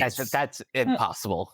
Oh, since we're like Home Alone, this isn't really Christmas, but I remember since I was a child, therefore I was an absolute idiot, how much I loved Home Alone 3 just because Tub Thumpin' was playing. Was Home Alone 3 the one where he painted the squirt gun black to look like a pistol? I might have been. I just remembered it's the one that Scarlett Johansson is in. She was the older sister. Boy! Yeah, you forget this, but Scarlett Johansson started was a child actor. Yeah, she did. Yeah. I know that, but I forgot about that one. Holy crap. Yeah, I forgot about that. She was that in the one of the one Home I'm Loans. Also, one of my favorite trivia facts about Home Alone. It is the one I was thinking of. You guys remember the movie that Kevin was watching? Oh, Angels with Filthy Faces? Yeah. Completely made up for the movie. Yeah. Maybe I'm That's off by great. inches, but I believes you. Oh my gosh. Yeah, that is her.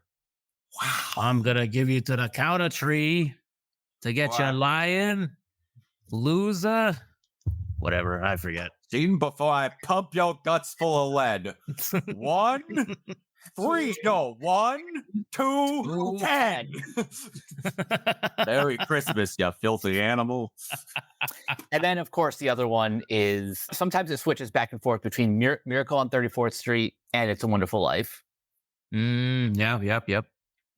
Good choices, Mike. They are. And that's just something I love about Christmas movies is that it's the one time where nostalgia is not only perfectly okay, it's like it's part of the recipe.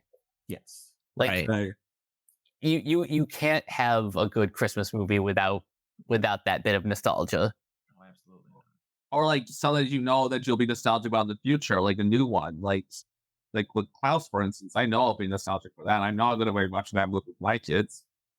Mhm. And another thing that I watch every year is, we were talking about Christmas Carol adaptations, Mickey's Christmas Carol. Oh, one of my faves. Yep. And the Albert Finney musical, Scrooge. This reminded me of this. Okay. So, just thinking of movies that are happening during winter. Do any of you remember the original Frozen? Yeah. I Yeah. do. The one that happened on the ski lift? I try to tell people who are like, yeah, I watched the first Frozen. I'm like, Oh, yeah. Yep. no, you didn't. Actually, I have to mention like Miracle on 34th Street. And the remake. I came across this scene that was so unbelievably wholesome. Have you ever seen that one? Like, it's the one where a deaf girl comes up to Santa's lap and he actually signs to her. That's And awesome. That's adorable. The little girl was actually deaf. And like, okay, so what's so wholesome is the girl is actually deaf, and she wasn't told that Richard Attenborough would sign like that, and so we actually besides, you are a very lovely lady, like that, and her face just glows. That was her genuine reaction. That is so incredibly wholesome. Nice. Man, I miss Richard Attenborough. Talk about perfect casting for Santa for that remake. Oh my god, yeah. Random question. I know that me and Keona are the only ones that are like real big gamers. Is there any game that you think about, if anyone else is here that I'm not aware of, that think of playing during Christmas? Because Batman Arkham Origins is one that's way up there. Yeah. The whole entire thing takes place on Christmas. That's true. You're right about that. I didn't know if there was anybody else, but I figured I'd ask. I'm gonna give a more interesting answer. So, my personal favorite games to play during Christmas are Hades and Fire Emblem Three Houses. So, I have all my husbands and wives there, and then we. I am so with you on the Hades front in particular, because Nice. that game is Nice. amazing. It's my sexual identity crisis, the game. My God. Yeah, when you're facing off against like Megara and stuff, like it's just like Oh my god! I actually just bought like a giant print of her over at Lightbox that's going to go right over my bed, like it's a proud hunting trophy. the voice though, my God, I was like, holy shit, dude. Like Mommy's home. you don't even have to, you don't have to even tell me twice. I'm in. Sounds like that has the effect that Judy's voice from Cyberpunk had on me. Oh, that woman could read me the phone book, and oh my God, dude. Speaking of which, I finally did the Judy and female V romance, and that scene, that is a spicy bit. That is a spicy meatball. I was like, and it didn't end. It just kept going, and I was like, I'm looking. Was it at least better animation than Mass Effect Andromeda? Yes, it was. Best part. Well, hey, I will tell you right now, I actually like Andromeda, and I've beaten it. The sex scenes in Andromeda are fantastic. You mean you just seeing planes of polygons just sliding like Hey man, those polygons looked great. When it's a cutscene and it's not normal, before BioWare made them give up on it because EA's a bunch of douchebags. We want enough budget to make 6 alien races. You get to make 2. What? Oh, by the way, we're giving you half the budget. You need to make 2 of those. What? Yeah. What do you mean you don't care about Mass Effect anymore? Oh, wait.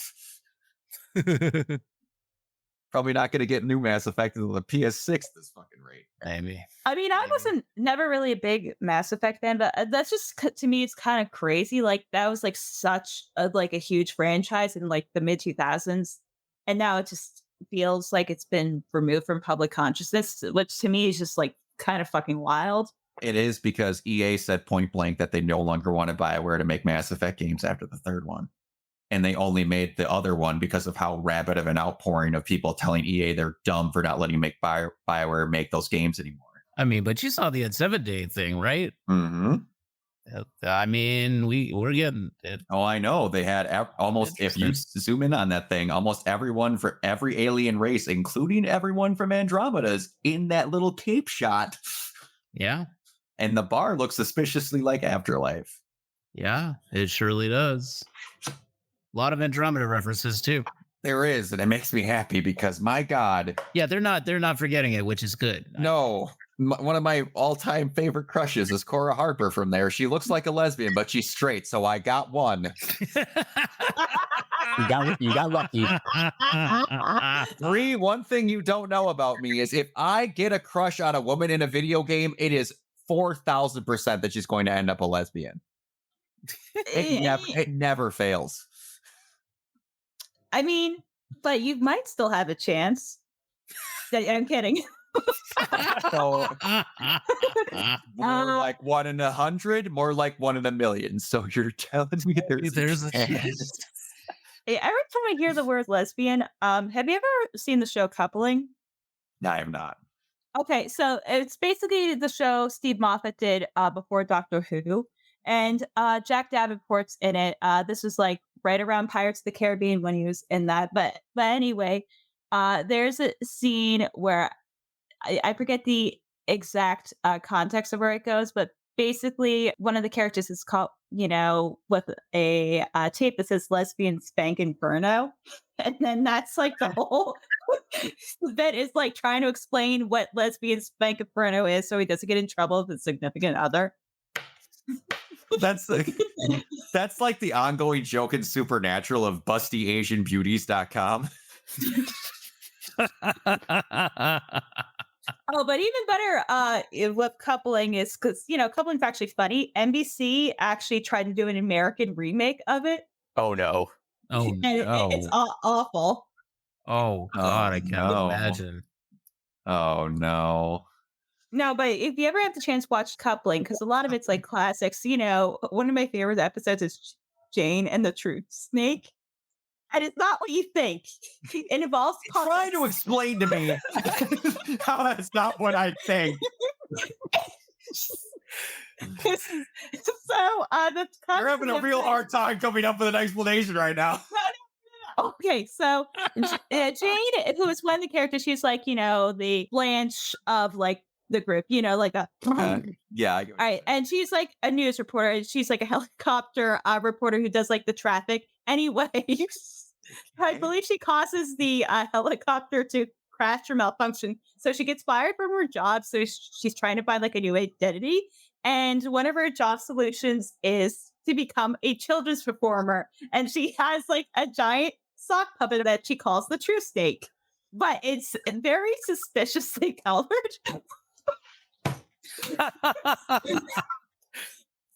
Oh, dear God. No, but the coupling's great. And it was even better as I watched it when it was on BBC America, and I was clearly like way below the age demographic. So I was like 13. I was like, this shit rocks. That was like, remember back when they had silk stockings and you thought it was a porno until you watched the show? They have this weird, I didn't even know this existed until I was watching a fun channel where they were like, we should make a talk show about an episode and like make a review show about episodes that no one had ever heard of. And like they brought up the show Silk Stockings that I'd never heard of. The entire intro sounds like a porno, but it sounds like the beat of it never starts. Like at the beginning beat always goes, but it never continues. And then it goes into the show and none of that is in the show whatsoever. It's just like straight laced. I remember that show. I remembered like that used to come on like late at night, like after wrestling or some shit. Yes, Like, and that's why James brought it up because it always came Yeah. up after wrestling. He's a wrestling. yeah, He actually had a podcast with Scorpio Sky for a bit. But yeah. guess what the show for Silk Stockings was called? Talking Stockings. Okay, that's pretty good. Nailed it. That's great. Oh God. Oh yeah, and I forgot. Let me just put this into the chat.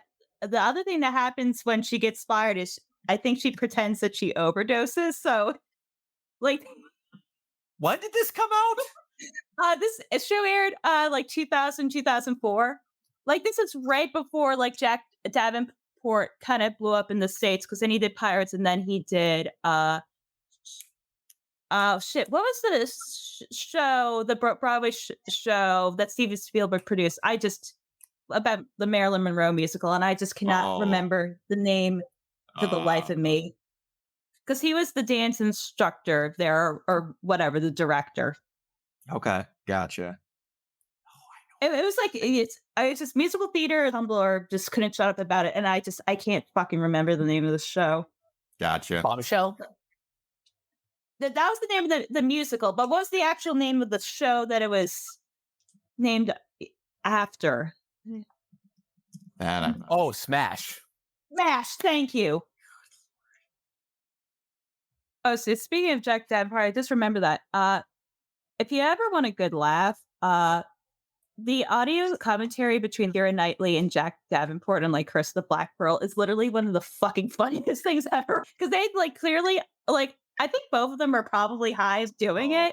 Yeah. And they're just basically Mystery Science Theater 3000ing the whole movie. I love how the DVD commentaries are the things where people just get away with shit. It's like, Yeah, I know. here's the Because recording. because they had the actual like serious commentary, and then it's like Keira Knightley's like, "Oh yeah, look at my tits." Excellent. I don't know if you had any more Christmas stuff, Mike, but like, do you want to talk about possible New Year's resolutions? We're pretty much there. Yeah, but before we do that, I did want to give a shout out to our buddy Tommy who couldn't make it tonight, yes. but he wanted me to plug his review for a new Disney Plus movie called The Shepherd that he wrote for moviesmixdown.com. And he also wanted to shout out Duncan. another movie, Santa and Pete. But yeah, as we wind down this podcast, why don't we all go around and share our New Year's resolutions, if anyone has any. Jacob, I'll start with you. Any New Year's resolutions that come to mind? Just keep doing well on my job. Keep changing the way people think about autism. Let people know that it is a superpower. Continue working with Katira Poland. I've been a copywriter for her, actually. I forgot to mention this. She's actually the founder of National Black Authors Day. Oh, nice. And Nice. Wow. and and she's been really valuing my work, like the things I've done for her, helping her like edit copy some manuscripts that she has had at her disposal, and just continue this journey with her, and that as her company has love for words, by the way. Her name's Katira Poland. Look her up, she's amazing. Just keep doing what I love. Maybe try to cut back more on the sugary drinks. I hear you, man. Basic stuff like that. Just keep living the dream. Yeah, keep living the dream. Honestly, Jacob, I say this sincerely. I am very proud that you've found your calling, pretty much. Yeah, even if it does mean I had to like leave the RPC, and God knows when I'll be able to come back. Honestly, Man. this is kind of a miracle, by the way. No, I'm glad you were able to stop by, even if this was just a one and done. Yeah, maybe for my birthday, like maybe we want to do, like, or like 360, and then we'll like maybe talk about how far I've really come, like maybe just or something similar to that. Like if I am to come back, that is one We'll definitely talk more about that in the future. But Brie, what about you? What are some New Year's resolutions that you have? Realistically, because I've kind of like gone through a roller coaster of emotions this past year, and really, writing has kind of like saved me, even when I was having food poisoning on a 6-hour flight. Ugh. I just done a stomach cramps, but by the way, just don't eat like hotel fruit. Just don't. Ugh. Noted. Oh god. All right. But yeah, I just started writing a lot. I actually have my first pilot done, and I'm just going to be a little extra ambitious and just try to let's just see if I could write a theoretical like season of the television, just to see if I could do it over 12 months. And then I guess I'm just trying to get like a studio job too, or like something. So I think just kind of, keep networking, keep hanging, just see whatever women in animation or animation networking events have an open bar that's free. And I guess just, kind of be more aware of my mental health and just keep trying to improve as a person and just take everything day by day. Don't sweat the small stuff. Nice. It's great. words of wisdom. Absolutely. Indeed. Keona, what about you?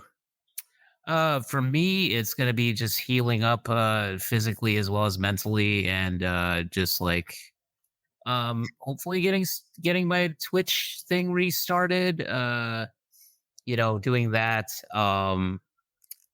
And I might as well just say, like I've mentioned, I think like the Meltdown as a show before on RPC, but yeah, so we're gonna be. So I'll probably just say this right now. Like some of my other friends that I have from my best friend Red's community and stuff, we're gonna be starting up our own thing. So I'm gonna kind of put it under this banner of neo futurism industries. That's the new Futurism. thing. I love that. Oh, Nice. and yeah, so that's coming in the new year. Hopefully, gonna try and get that started as much as I can. My computer crapped out a few months ago, which was really weird, and I had to like reformat everything, and I lost like a whole bunch of stuff, including all my streaming setup. So I have to kind of like redo and relearn everything, and that's gonna be a fun, you know, that's gonna be a fun thing.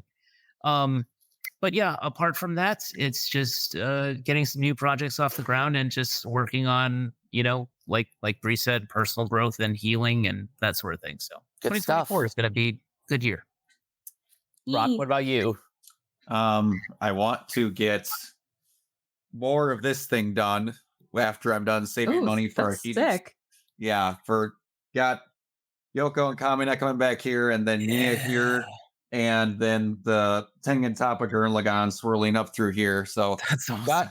I've got it all planned out. I just Yes. need the scratch after I'm done doing Filler. house affiliated things that need to get done next year. But streaming more, like to get affiliated more with a couple of actual like streaming friends. I've got a little bit better. I actually collaborated on a stream this year fully through games. That was a big thing. I would like to at some point, God willing, if I ever can, get the podcast that I was doing going again. Don't worry, I'm planning to help you with that. Okay, I appreciate it. I do want to, and I did this back when I was in high school, and Jacob kind of mentioned it, and it helped kill my acne that I had badly in high school. I'm trying to cold turkey quit soda again. I did for about a year and 8 months, and then I got stuck at a party where it was literally the only thing I could drink and had to. I hated it, and it felt like garbage, but then it got me back on it again. Other than that, trying to not let stuff bug me again, kind of like you guys said, personal growth, things like that, and maintain a more consistent streaming schedule. I can, and I'm fully able to. I'm just having a lot more days where I get lazy and don't do it.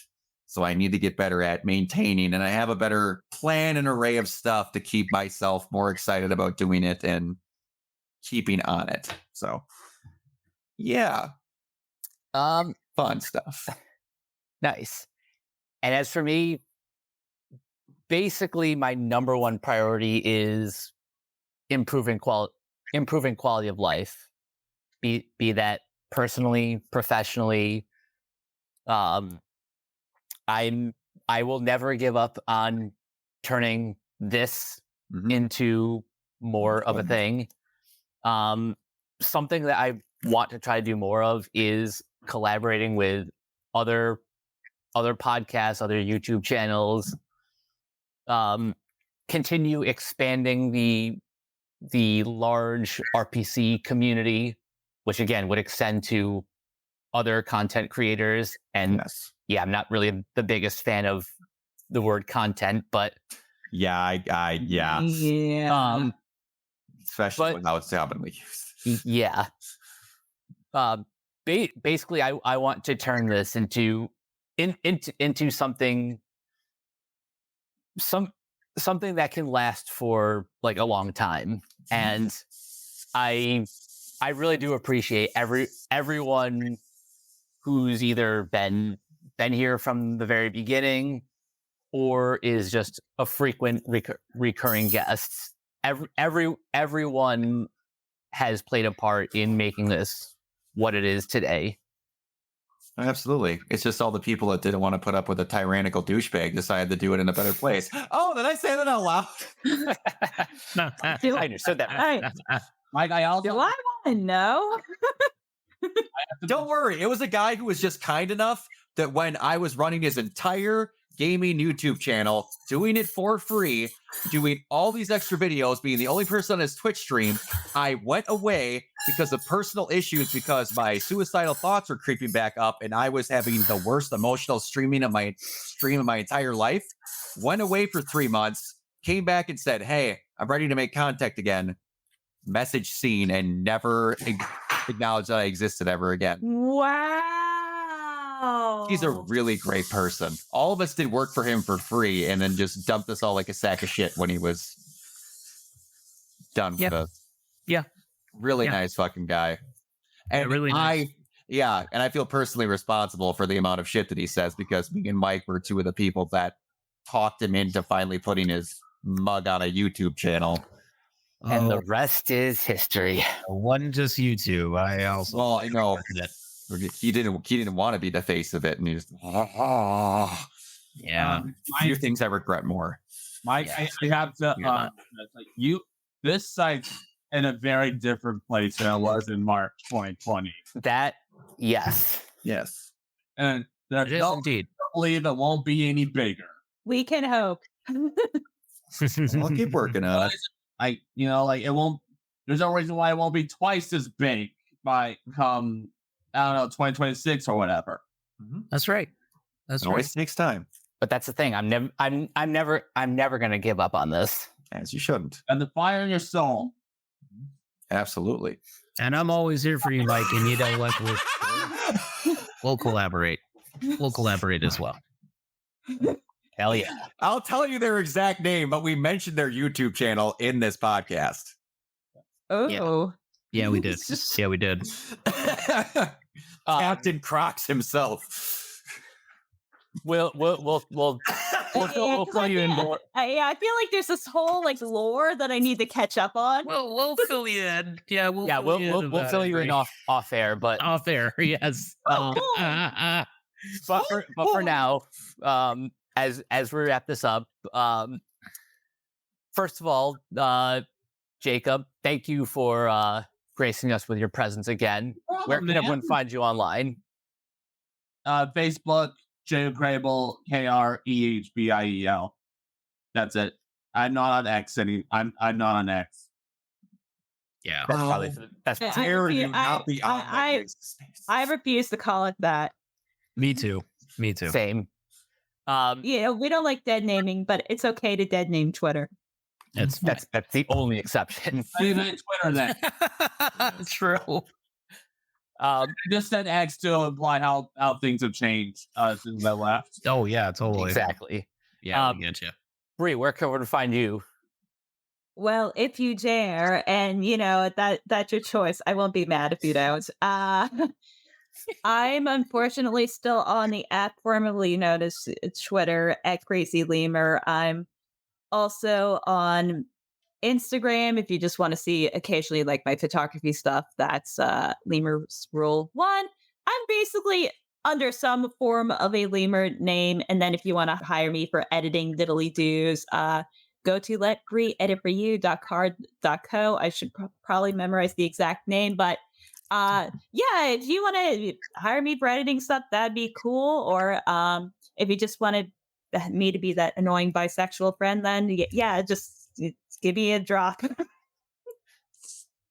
Keona, where can everyone find you? Can I be the annoying pansexual friend? Okay. Oh, Anyway, yes. there we go. You guys can find me on the social media platform formerly known as Twitter at Neoplasmic24. You can also find me on Instagram and Threads at Neoplasmic81.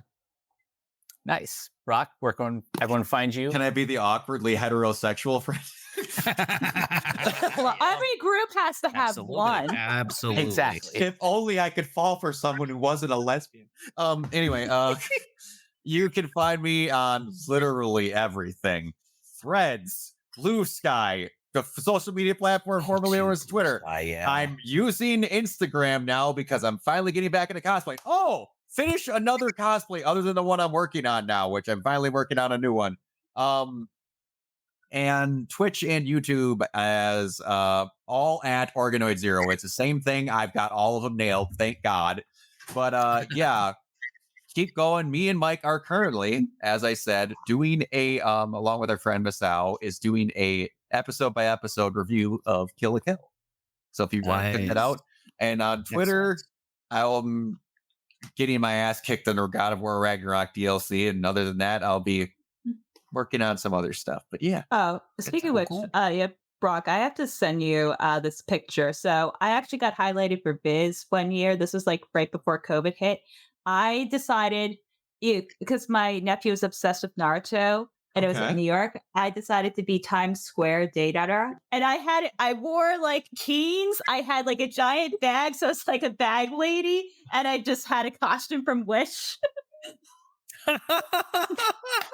That is awesome. Excellent. Amazing. Yes, I And one of the sunglasses on the inside, like just fully committed to the bit. Yes, I need to see this. Oh, can I mention a couple more New Year's resolutions before we go, in case I'm not on the show by the time these two come out? Tekken 8, end of January. Yeah. Final Fantasy 7 Rebirth, end of February. Yeah. Playing both of those, hopefully on stream. Yeah, you get to fight the villain from DMC5. Nice. Right? I actually found it. So if you do Times Square Daedra, the first picture on Google is me. Are you for real? That is amazing. Do you mind if I Oh my. show this? Not at all. It's been public for like 4 years. Do it. All right, hold on. Let me share screen. Do it, and I'll close out with this. Yeah, just. That's phenomenal. Phenomenal. And I made the sign. I want to. It's actually on Shonen Jump. Holy shit! Yep. It is. Wow. Yes. Good for you. That's amazing. Amazing. And I made this. That's awesome. That's great. Oh, and I think that's in the line for the Castlevania signing this too. Probably. Nice. I think if I'm remembering that correctly. But yeah. My first cosplay too. That same year. Nice. That's awesome. So you guys can find me on various social media at Captain K42. You can check out my quick thoughts on letterbox.com/Coach K42. And you can follow Renegade Pop Culture on Facebook and that place at Ren Pop Culture. You can also find us on YouTube, Podchaser. Please support our Patreon at patreon.com/Renegade don't forget Pop Pandora. Culture. Oh, and Pandora. Red-headed stepchild of podcast networks. Yep. My favorite one was he brought it up and he's like, and Pandora for some reason. Yeah, you can listen to all of our Avatar. You can listen to all of our podcasts there on Spotify, Apple Podcasts, wherever. And the banana meter. And the banana meter. And last but not least, everything can be found at renegadepopculture.com. Need an escape? So do we. that'll do it for this episode of the Free for All. We will catch you guys later. Peace out. Bye. Bye.